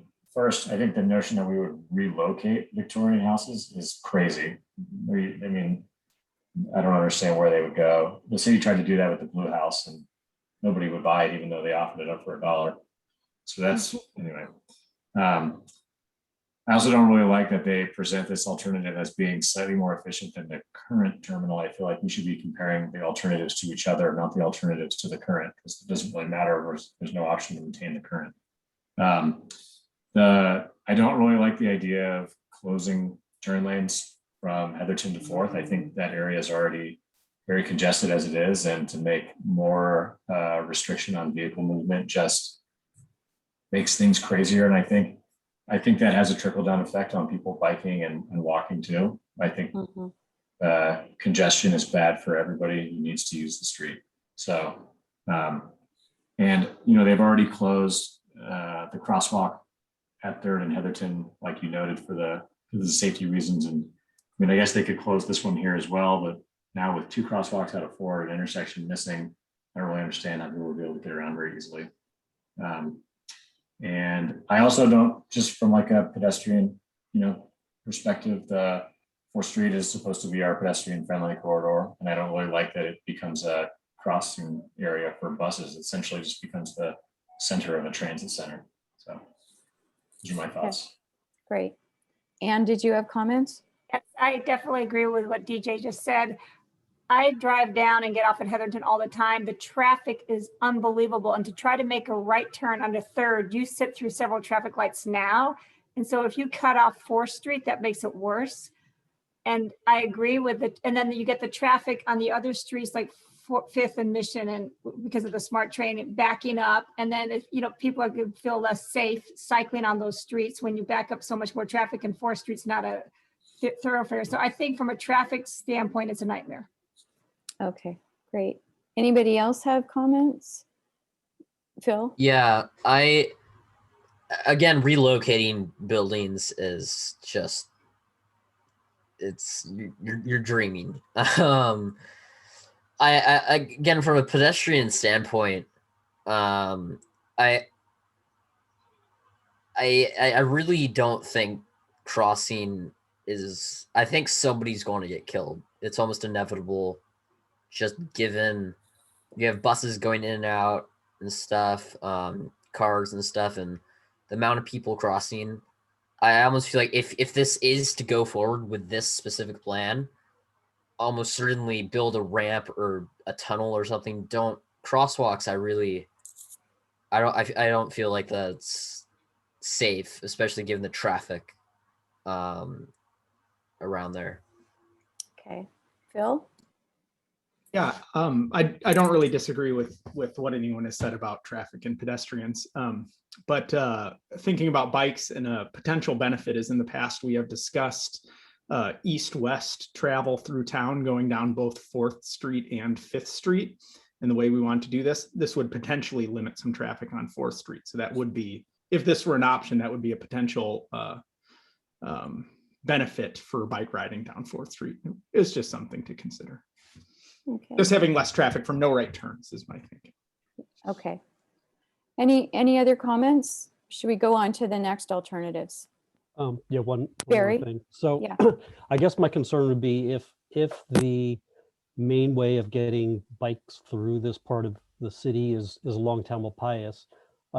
So one, I see they've got that designated as a shuttle drop-off area between 4th and 5th. So there's gonna be a lot of in and out cars that would be impacting bicyclists going through. But also with that prohibited right turn from Heatherton to 4th, I'm assuming most people will be turning onto 5th and then down Tamalpais to get onto 4th. And so then we've got a lot more traffic being routed out. So I think it has a negative impact on the bike circulation. Okay, great. Any other BPAC? Let's move on to the next alternative, Lauren. I was gonna take folks' comments and then move on. So I think someone had their hand raised. Dawn. Oh, okay. Yes, thank you. There is an existing bike path, so to speak, coming from Tamalpais on 4th Street on the south side, and then it goes to a crossing over 4th Street and going all the way to the Port Osuelo pathway. So this alternative is going to just negate that whole bike path that we put in. It is a very safe path for 8 to 80. We may have one on Tamalpais as well that would run all the way over to Mission, but you're eliminating a bike path that's already been built. Okay. Yeah, I wasn't aware of that. Any other participants? Any other public comment?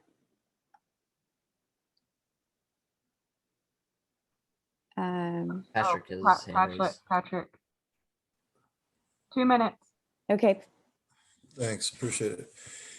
So you guys, I got, so we just went through the whole exercise up on the top of Port Osuelo Hill. And what we're talking about is building a north-south greenway from Larkspur to Cloverdale. And I think you're making a huge planning. We've submitted comments on this, and I missed a meeting. But since 1994, every plan that's ever been done shows that the alignment for the north-south greenway goes down Tamalpais. And it was supposed to be put down Tamalpais, and there's a long story behind that, and I've told it a number of times. But you guys have to protect the route from 2nd Street to Mission or the North-South Greenway. And it's not here, and it can't be built in this design because there's no parking on this east side of the road. On the west side, there's stores and driveways. You're not gonna be able to put the pathway there. So I urge you, it's just unacceptable. In every comment we've ever put in, it says that. So I just urge you to Well- continue to follow that. Yeah, let's look at the other alternatives, because I think one of them includes the multi-use pathway through on Tamalpais, like you mentioned, Patrick. So the next alternative is under the freeway. The next alternative is under the freeway. So here's some existing pictures. There is a creek there. There's a park and ride there. This shows the footprint, as I mentioned, from 5th down to south of 4th, Heatherton to Irwin. It's partially covered by the freeway, and then the other half towards Irwin is not covered by the freeway. This gets into a little bit more detail. As you can see there, we're working with the existing freeway columns, which, let me jump to the benefits and drawbacks. So this utilizes otherwise less developable land. There's a pretty good reduction in traffic delay with buses being able to hop on and off Heatherton and Irwin, and those are access points to 101. So that helps with the bus travel times as well. It's also closer to San Rafael High School. Some of the drawbacks noted is the transfer between the SMART station and the transit center. Passengers would still have to cross 4th Street to transfer between the routes. As I mentioned, there's freeway columns and it could limit some of the visibility. It's a little bit less connected to downtown, and then it impacts that park and ride and the creek that I showed you. So getting back to the image, again, this alternative doesn't really cover a bike connection because that would be on the other side of Heatherton, basically at the top of the screen. And I guess the most important thing to note for bikes and peds here is, yeah, you'd have pedestrians again crossing 4th Street to make some of their transfers. And I just wanted to say there's about 70 parking spaces under that would have to be removed for the park and ride, and they would have to be replaced somewhere else downtown, which is already congested and parking challenged. And then the other thing that I think is important is that if Caltrans, the portion under the freeway, if Caltrans were ever to need to do repair or any kind of construction, they would have to evict the Golden Gate Transit operations under the freeway in order to do that.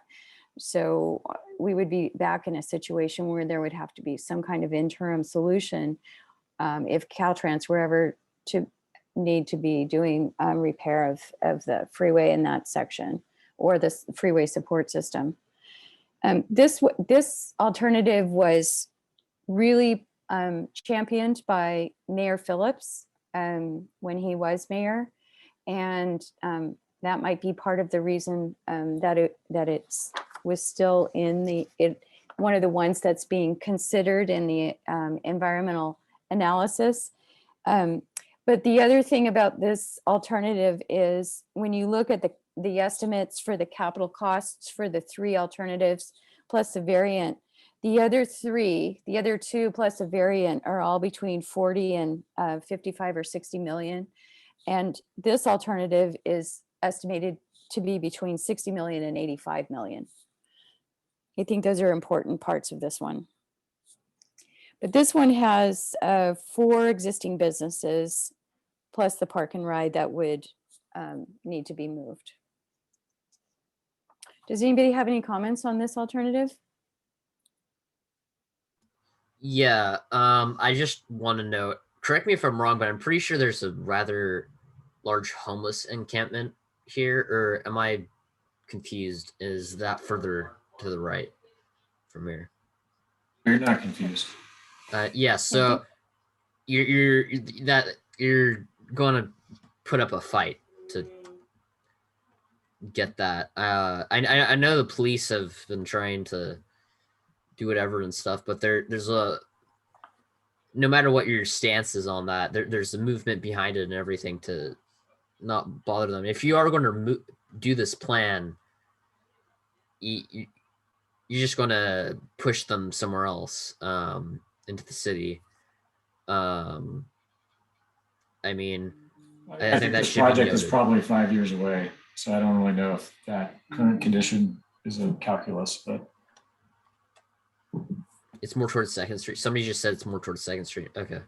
Well, maybe I'm incorrect then. I guess the other thing I wanted to note is, I guess if somebody mentioned the parking and stuff for the parking ride, is it, I mean, with the budget that this has, it could be feasible potentially to add parking on some, like, around there, and I mean, go underground or on top, or just stick it somewhere. I don't know, I think that should be looked at least. Okay, and Lauren, can you go back to the next slide? There was, I think it shows the businesses, that a picture of the businesses that were, oh, maybe the one before that. There are some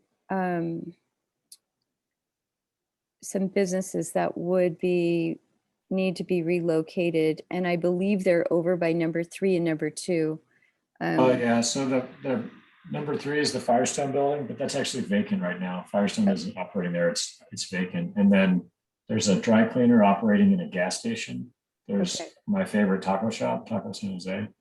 And there's this law office, which is shown in the upper right, which has 2 offices. They also own the building that's kitty corner, which wouldn't be affected. Okay. You know, the one thing, we're going to be moving on to the whistle stop alternative next. And one thing that I just also wanted to add is, as part of the outreach, Caltrans did surveys, both an English language survey and a Spanish language survey. And they got a good amount of responses, 873 English language survey responses, 132 Spanish language survey responses. Of the 873 folks that responded to the English language survey, 585 were drivers and non-transit users.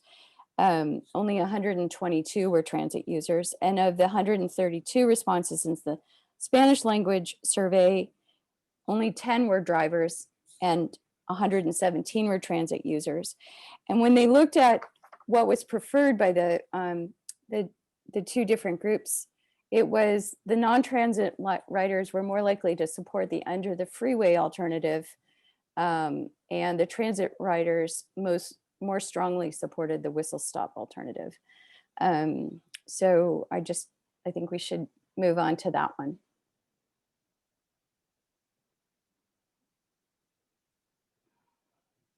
Okay. The whistle stop block alternative. Here's some pictures of existing conditions. The old whistle stop building. And here's the Citibank, which is at 3rd and Heatherton, I believe. Yeah. Is it, or is and that'll be removed in both the 4th Street Gateway one and this one, along with some other buildings. Go ahead. Okay, sorry, Lauren, go ahead. No, thank you. Also, actually, on picture number 4, you can see the west side of the whistle stop building. The east side right now is pretty close up next to the smart track. Okay. Again, this just shows the footprint of the project. So 4th to 3rd, Heatherton, and then it covers all of Tamil Pass between 4th and 3rd. And in this this one, there's two variants of the whistle stop one. In this one, the whistle stop building would be retained and would be the site of the Golden Gate Transit operations. So you can So go this is to the called next. the whistle stop block. So you can see Golden Gate Transit customer service would be in the whistle stop building under this alternative. And then you can see above it that there would be bus bays between Heatherton and the Smart Station. And then there would be also bus bays on Tamalpais Avenue. And Tamalpais Avenue under this alternative would be converted to a bus only with wider sidewalks for pedestrians and a dedicated bicycle facility down the middle.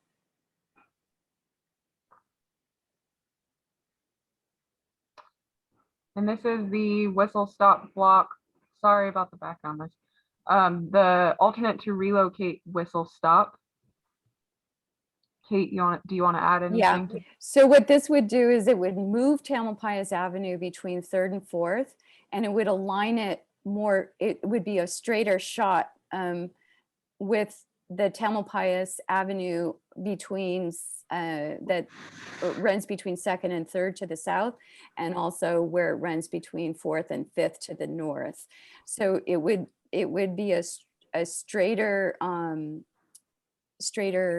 pathway, which I think Patrick, you might have been referring to, and you can see here the alignment a little bit better. It would still be a dedicated transit, bike and pedestrian way. I think in Denver, they've got something where transit runs down the middle and then there's like a pedestrian bicycle facility or mall or something down the middle that works pretty well. But this is the other, there's two types of whistle stop. One where the whistle stop building would remain, and the other where the whistle stop building would be relocated, and the road would move further to the east.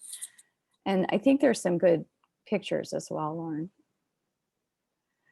So in this case, the drop off and pickup would be to the north of 4th Street, over on Tamalpais Avenue, over by, I think that's where MCE is over there.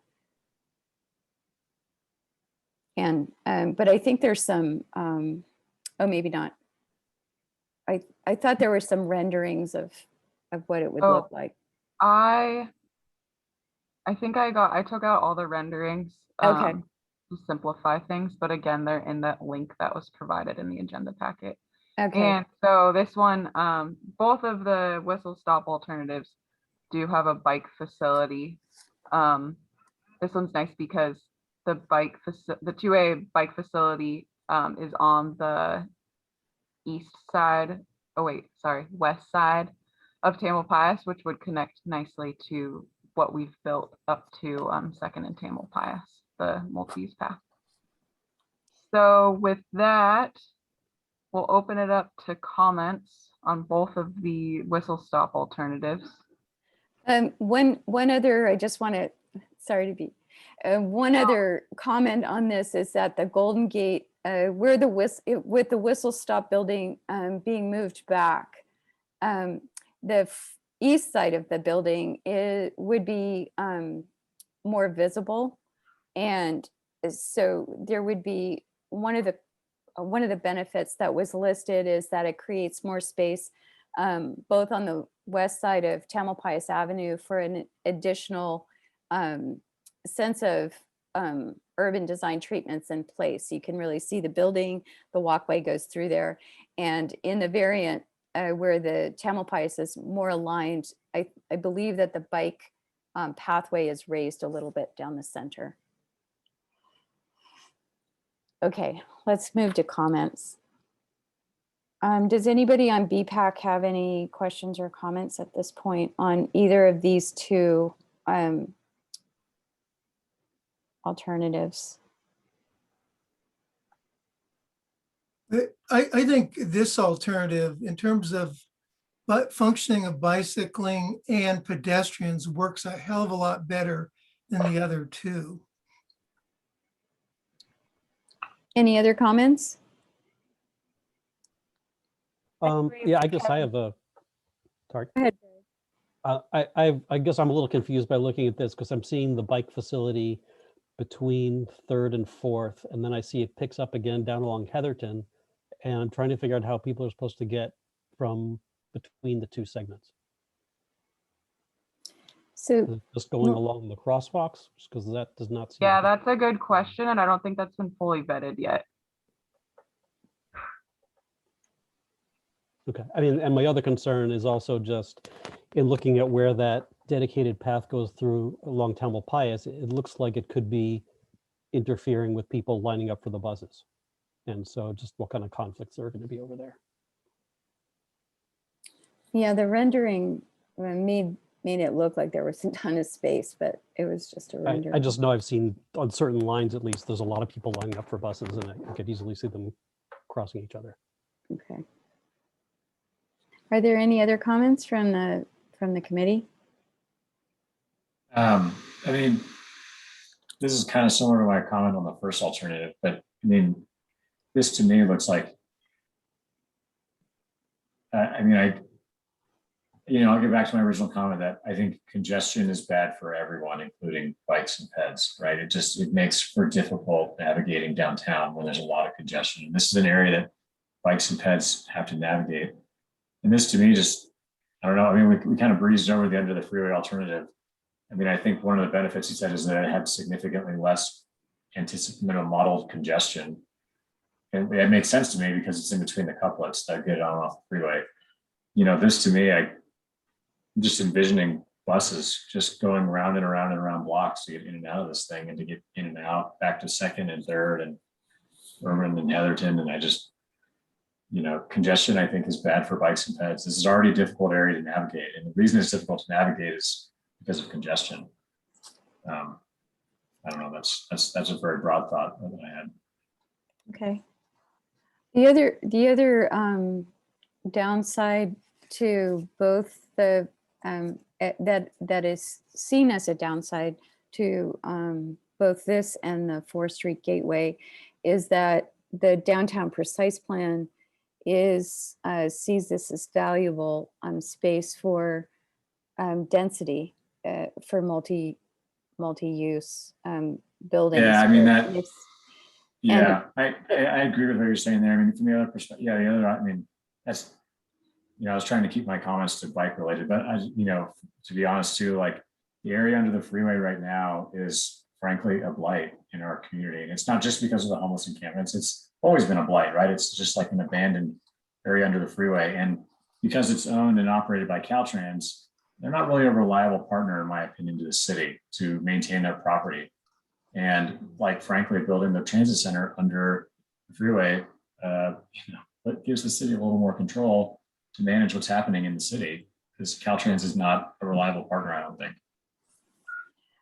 One of the comments by the meeting, the Spanish-speaking meeting on Facebook about this, though, was that people that some of the transit dependent riders were saying it puts the transit riders out of view. It puts them under the highway where they're concerned about safety and lighting, and that it's kind of that they should be part of the bustle of downtown and not stuck under the freeway. That there's a perception of safety and equity and that, which I thought was sort of a light bulb went off for me. I didn't think about that at first. Any other comments from BPAC before we go to the public? I don't see anybody's hands raised. If you want to just speak up. With the path going on the sidewalk and stuff, I think that should be avoided if possible. I don't understand why it's just weird the way they have that. I don't get why. The pathway is actually down the middle of the street. And that's why the rendering kind of shows that. At least on the one where the Tamalpais roads are aligned and the Golden Gate Transit Building is exchanged with the street. So it's Okay, kind of never hard to mind. see on this one. This is just hard to, yeah.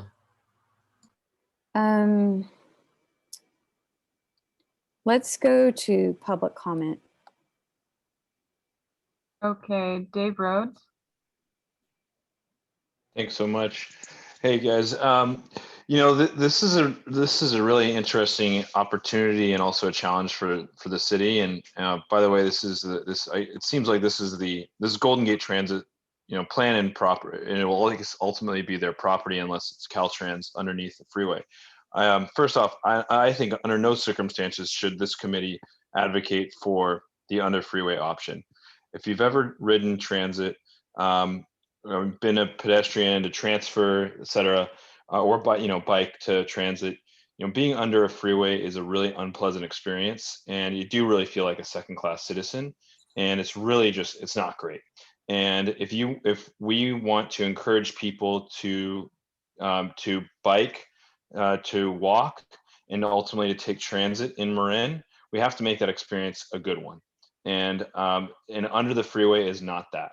And I think that ultimately you have to, if you want to increase the use of transit, that's you know, it's got to be a great experience. And I think these other two alternatives are getting towards that. I'm not saying that anyone is particularly perfect, but as everyone has mentioned, there's lots of different challenges involved, but it's something to consider.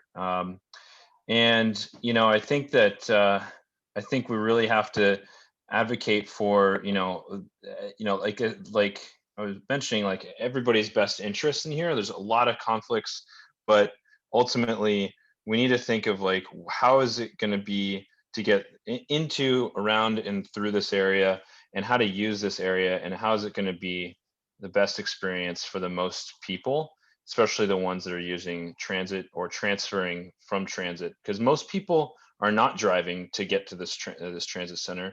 Most people are going to be biking or walking and using the other facilities around, you know, biking or walking or taking SMART to get to the buses here. So I think that's about it from my perspective, but I really encourage us to advocate for one of the two options that Your are time's up. okay. Thanks, folks. Oh, good. Thank you. Thank you, Anne. Do you want to call on the public, Lauren, or do you want me to do that? I can do it. Don Okay. Magans. Thank you. First of all, under the freeway alternative, the one business you didn't put in there is the trips for kids. It's going to be eliminated. As far as the Tamalpais, now I lost the light. As far as the whistle stop option, can you bring the there? Thank you. Thank you. Thank you. This alternative here, the way I understand it, Kate, I may be wrong, but that green line just below the red dotted line at the top of the drawing, I believe that's the class 1 bike path. It's not going through the center of Tamalpais, although I would agree that the best place to do it would be the center of Tamalpais, because the only transportation that should be in there is buses. And you could, if you look at the turn, what's going to happen with the turns on the buses, there's no reason why we couldn't but put it down the center. I think that's a great alternative. Lauren, could you bring up the other alternative where we've moved the Golden Gate Transit or the Whistle Stop building? It's further down. No, it's right there. Okay. Now this one, again, that green thing that going across there, if you follow the green to the left outside of the red dots, going right down there, there's the bike path, and that interfaces directly with the one that they just put in from 2nd Street all the way to Anderson Drive. So that's a very continuous route. If you notice, they also have it going across 4th Street. From there, they haven't got a plan to put it in, but it's at least it's a bike path that's there. I really think that of the three alternatives, that this is by far the best alternative. Everything is in one block. Nobody has to go across the roads except for the drop-offs. And I just think this is by far the best alternative. We need to get Tamalpais straightened around. We need to get more Thank you, space. Dawn. Oh, sorry, we're holding people to 2 minutes. Thanks, Dawn, for your good comments. Jean Next one. Severn. Thanks. Yeah, I would really urge that we support the whistle stop alternatives. They're much more inviting to transit users, both for the train and the buses and for access to it as a pedestrian. We should remember that 50% of the people in their studies are actually getting off in Centerville, so they're walking or biking to this transit station, and under the freeway one would mandate everybody to have to cross Heatherton or Irwin to get to it. And those are both really bad crossings. So this puts it out in along with the rest of the downtown, which is, I think, a major destination. So it's also closer to Davidson Middle School over here than under the freeway. So I think that's good. I'm not that clear about what's happening with the bike path going through Tamalpais, especially looking to the right of this where it just disappears. So, you know, the Safe Routes to Schools parents and the bicycle trains, whatever they're called, have repeatedly said they cannot use the path on Heatherton. That should not be considered the bike path on Heatherton because the turning cars do not, despite the arrows, do not stop for pedestrians and bicycles in that pathway. That's why over and over again, the bike community has said it's on Tamalpais. So this alternative I like the best, actually, moving the whistle stop building, because if you continued this pathway to the right in front of the liquor store on West Tamalpais across the street from, I guess on the west side of West Tamalpais, it comes right up to the light that is configured to get you across Mission. So it actually is a good alignment. The one question I have on all of these is, why is there a drop-off pickup little arm going up West Tamalpais, which is really a protected bike area? There shouldn't be drop-offs and pickups there. In terms of car circulation, they should be between 3rd and 2nd Street. So thank you. Thanks, Jean. I have heard Golden Gate Transit say they're planning within their footprint, which is where the red line is, and that it would be up to the city and other agencies to fund and plan. So maybe that is why they didn't, but they did do it to the south. So I don't know. So Binky. Yeah, hi, you guys. I finally figured out the raised hand function. Thank you. Well, I just wanted to piggyback a little off of what DJ said, and then also I'm kind of letting some of the comments I've just heard sink in from Dave and Jean just now. Initially, I do have the same thought that when I look at this, I just see more conflict pushed further up towards downtown with, you know, more buses and more cars and more pedestrian conflict. You know, I don't ride my bike to transit, but I do walk. So I guess I am coming from more of a pedestrian perspective.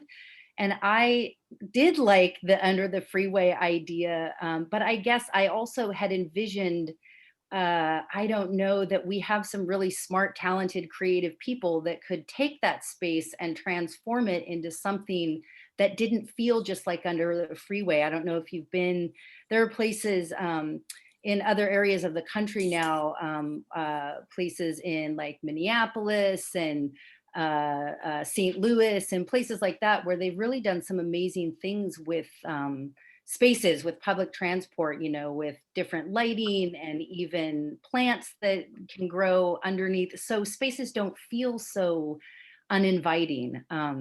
So I guess I had a vision that if that plan were to go with the under the freeway, that it wouldn't actually still feel like under the freeway, that we would turn it into something more inviting. But I am taking into account some of the studies and other comments that have been made. But I do initially just feel like it just pushing that there's just so much traffic congestion and cars and bikes and buses as it is. I'm sort of afraid to see this all get pushed further towards downtown. And there's also a lot of great things that are east Thank of. you. Yeah. Thank you, Vicki. We are over time, so I'm going to try to really hold everybody to 2 minutes so we can wrap this up and try to get at least done by 8:15. So Patrick, did you want to weigh in? Sorry, Lauren, I'm just jumping forward. Nope. Patrick and Yes. Warren are last public comment, 2 minutes each. Got it.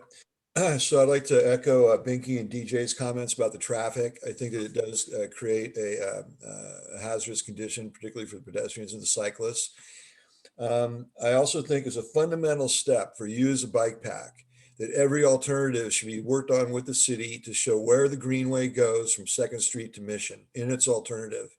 And on every one of the designs, I think that there's some flaws. I think some of them are fatal, but on this one, you could possibly resuscitate it. And the other one, see on east side of West Tamalpais between 4th and Mission, that is a side where the greenway should be because there's no driveways up that side of the street. And SMART may be willing to concede about 8 to 10 feet of pathway from 4th to Mission.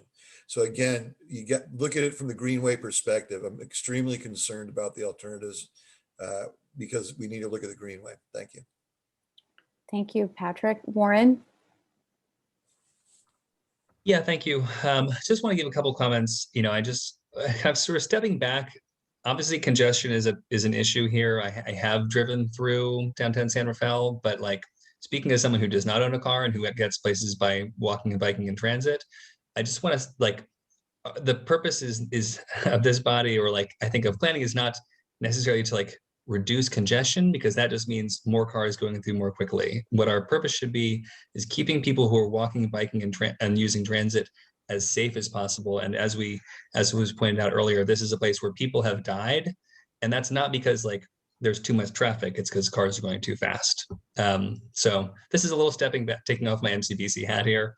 I also just want to come back to the point about the difference in survey responses from the 500 people, English speakers, who drove compared to the 10 Spanish speakers who drove, and who's writing, what the people who are using the transit center here actually favor. And just lastly, to follow up on Jean and Patrick's comments, I really do think that pickup and drop off space on the east side of West Tamalpais is going to impact the through bike movement through downtown. And that's something that I think should be looked at with some degree of skepticism. Thank you so much. Thank you, Warren. So Lauren, if it's okay, I just would like to take the BPAC back to the proposed letter. What we did is with the letter is we looked at what is in our master plan. The city council members will be presented to and will have an opportunity to make their own comments. Kevin is what I understand the April 19th meeting will be. And so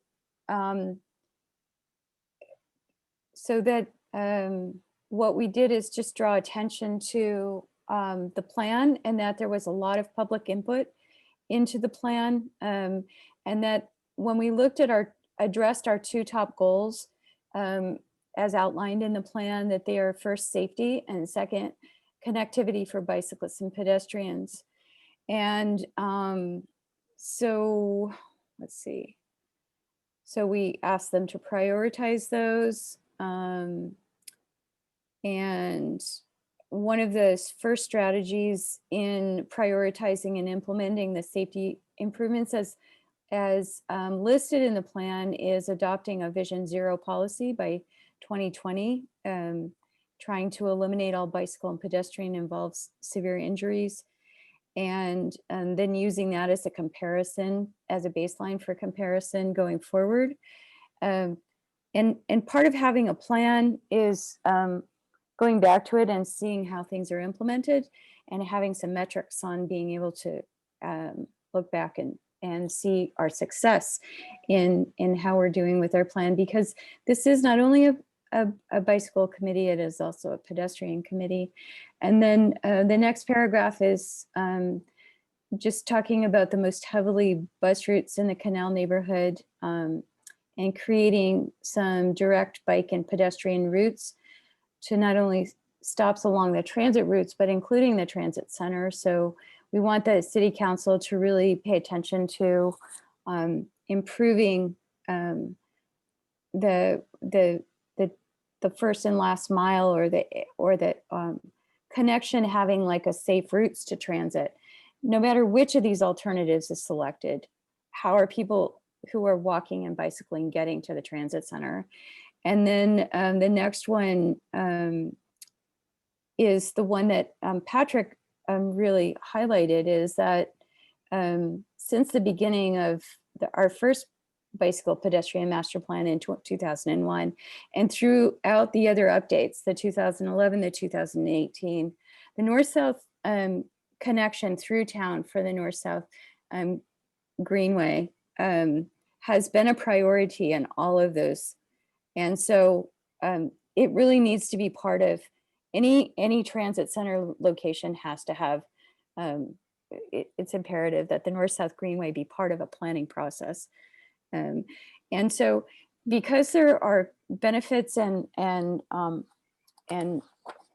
problems with each considerations with each of the alternatives,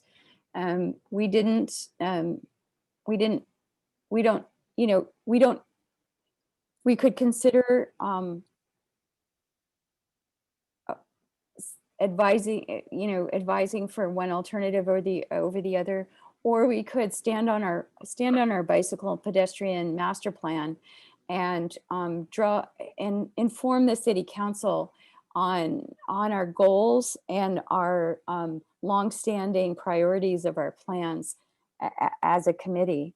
And so that's what this letter was originally, just a draft thrown out there to do, and asking and urging the city council to work with the transit district to create a safe, connected pathway to pathways to the transit center, but also prioritizing the Greenway and safe intersections. So this is one proposal that we could send to the city council, and we can open it up to comments. Do any of the BPAC members? I'm having a hard time seeing right now. Lauren, do you see any hands raised? From BPAC members? Yeah. No, Any but questions? Okay. if any member has a comment, please speak up. Okay. And what about any members of the public if there's no BPAC members at this time?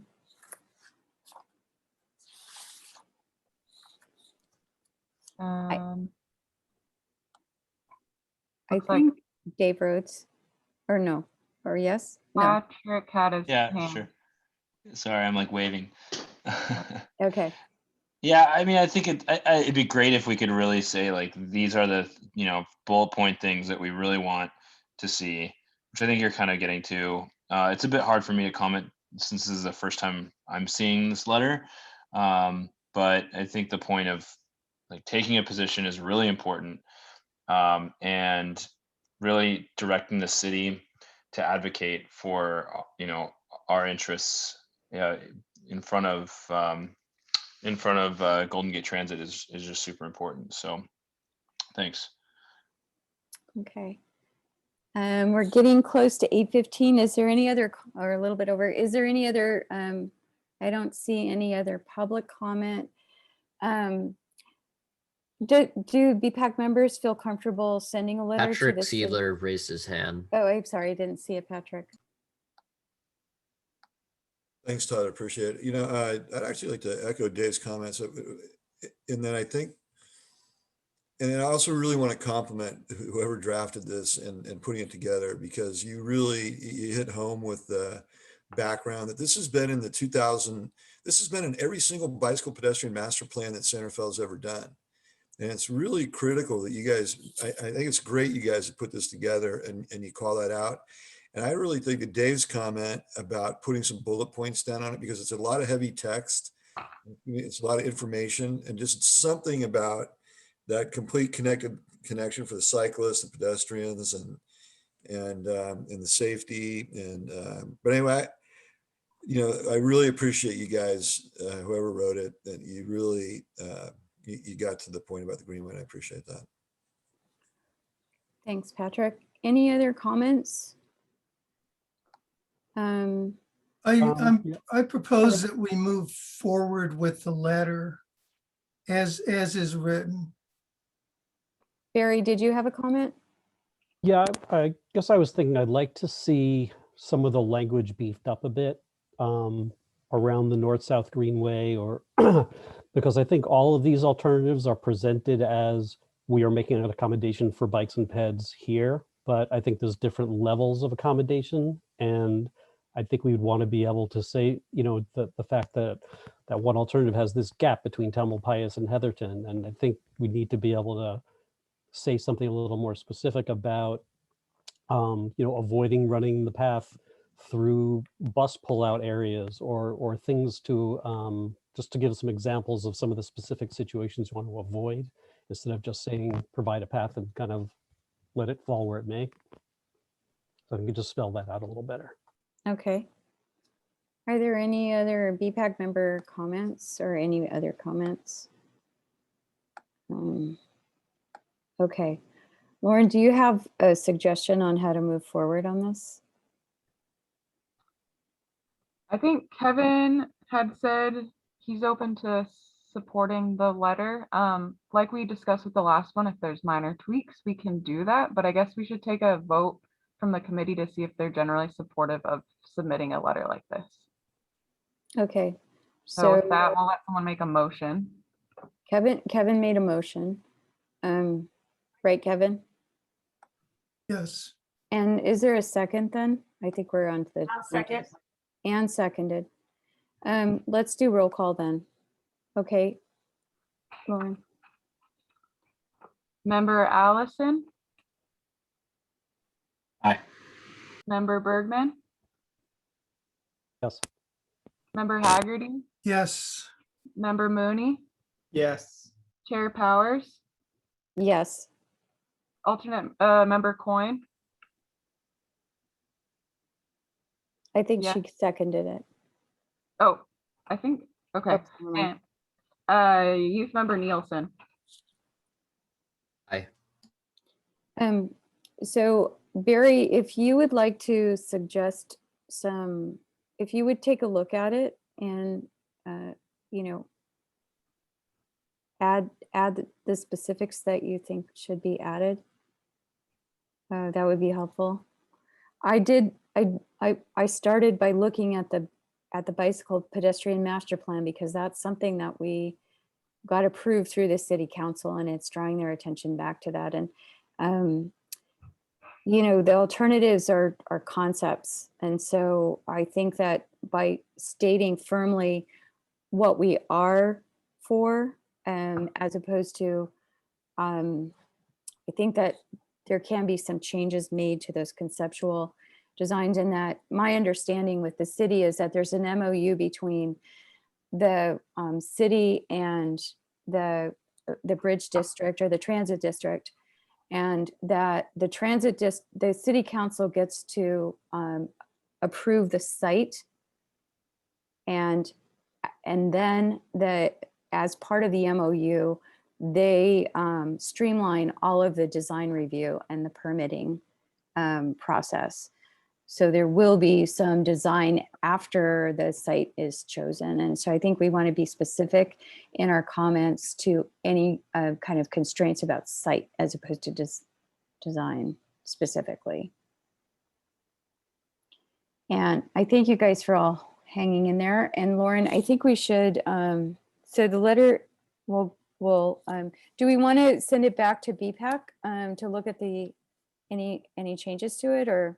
Let me suggest something. One, why don't we it seems like we've approved the letter as substantially written, and if it needs to be tweaked, if Barry can come up with some more refined comments that doesn't change the intent of the letter, I'd like to be able to authorize Kate to approve it on behalf of of our group.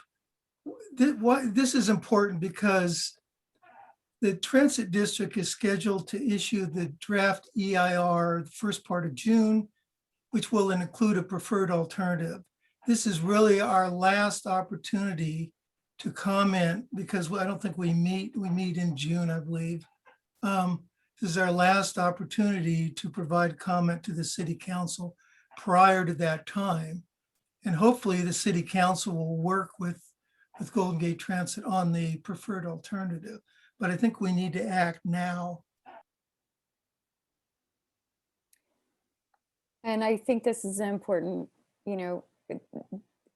while the transit center is being planned and funded, it's the opportunity to get a portion of the North-South Greenway funded and built. It needs to be planned while this construction is being considered. So is that okay with everybody that we move this letter forward with Barry's help with pulling some specifics out? Okay, I'm going to just say, it looks like there's enough nods that we're just going to go forward. Because of the time, the last agenda item is possible future agenda items. One thing going forward that Kevin is in line to be the chair next year, and so we're working together a little bit. But we wanted to have some continuity this year in achieving some of our priorities in the bike plan. And one thing in our charter is about establishing a work plan and knowing kind of what our priorities are this year. So maybe at our meeting in June, we could carry that forward. And so if you, we have our goals laid out for us as a BPAC, some outline of meetings and community involvement. But if you scroll down into the next page, you'll see that our specific duties, one of our specific duties is not only implementing the bicycle pedestrian master plan, reviewing projects, and development and where's the work plan? I know it's in here somewhere, but anyway, it is in here somewhere. I can't find it right now, but we do want to, oh, there you go. Thank you, Lauren. It's a way for us to do our report at the end of the year on what we've accomplished. The city has been looking at its different committees and, where they want to expend the money and the energy to have these committees. And I think this is a really important committee, and we want to have, it would be nice to have some structure to what we're trying to accomplish each year. So I propose that as something that we maybe agendize next time. And are there any other BPAC members that have anything they would like to see on the agenda in future meetings? Speak up if you. Yeah, I would like to see about the subcommittees we've chatted about. Yes, sorry, Anne. So defining what subcommittees can work on in between meetings, and how large, how long they work together, and how large a committee, an ad hoc or a subcommittee, can be in order to stay within the constraints of our bylaws. Any other things to add to the agenda for future agenda items?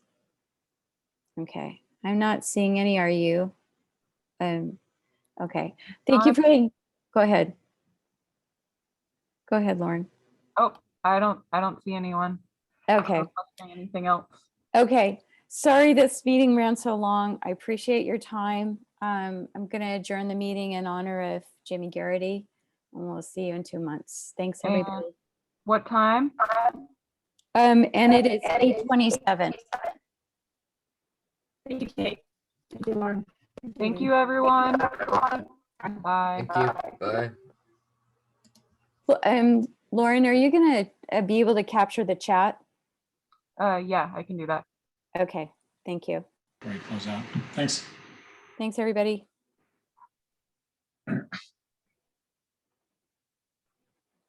Lauren, good meeting. Thanks, you too. Okay, bye.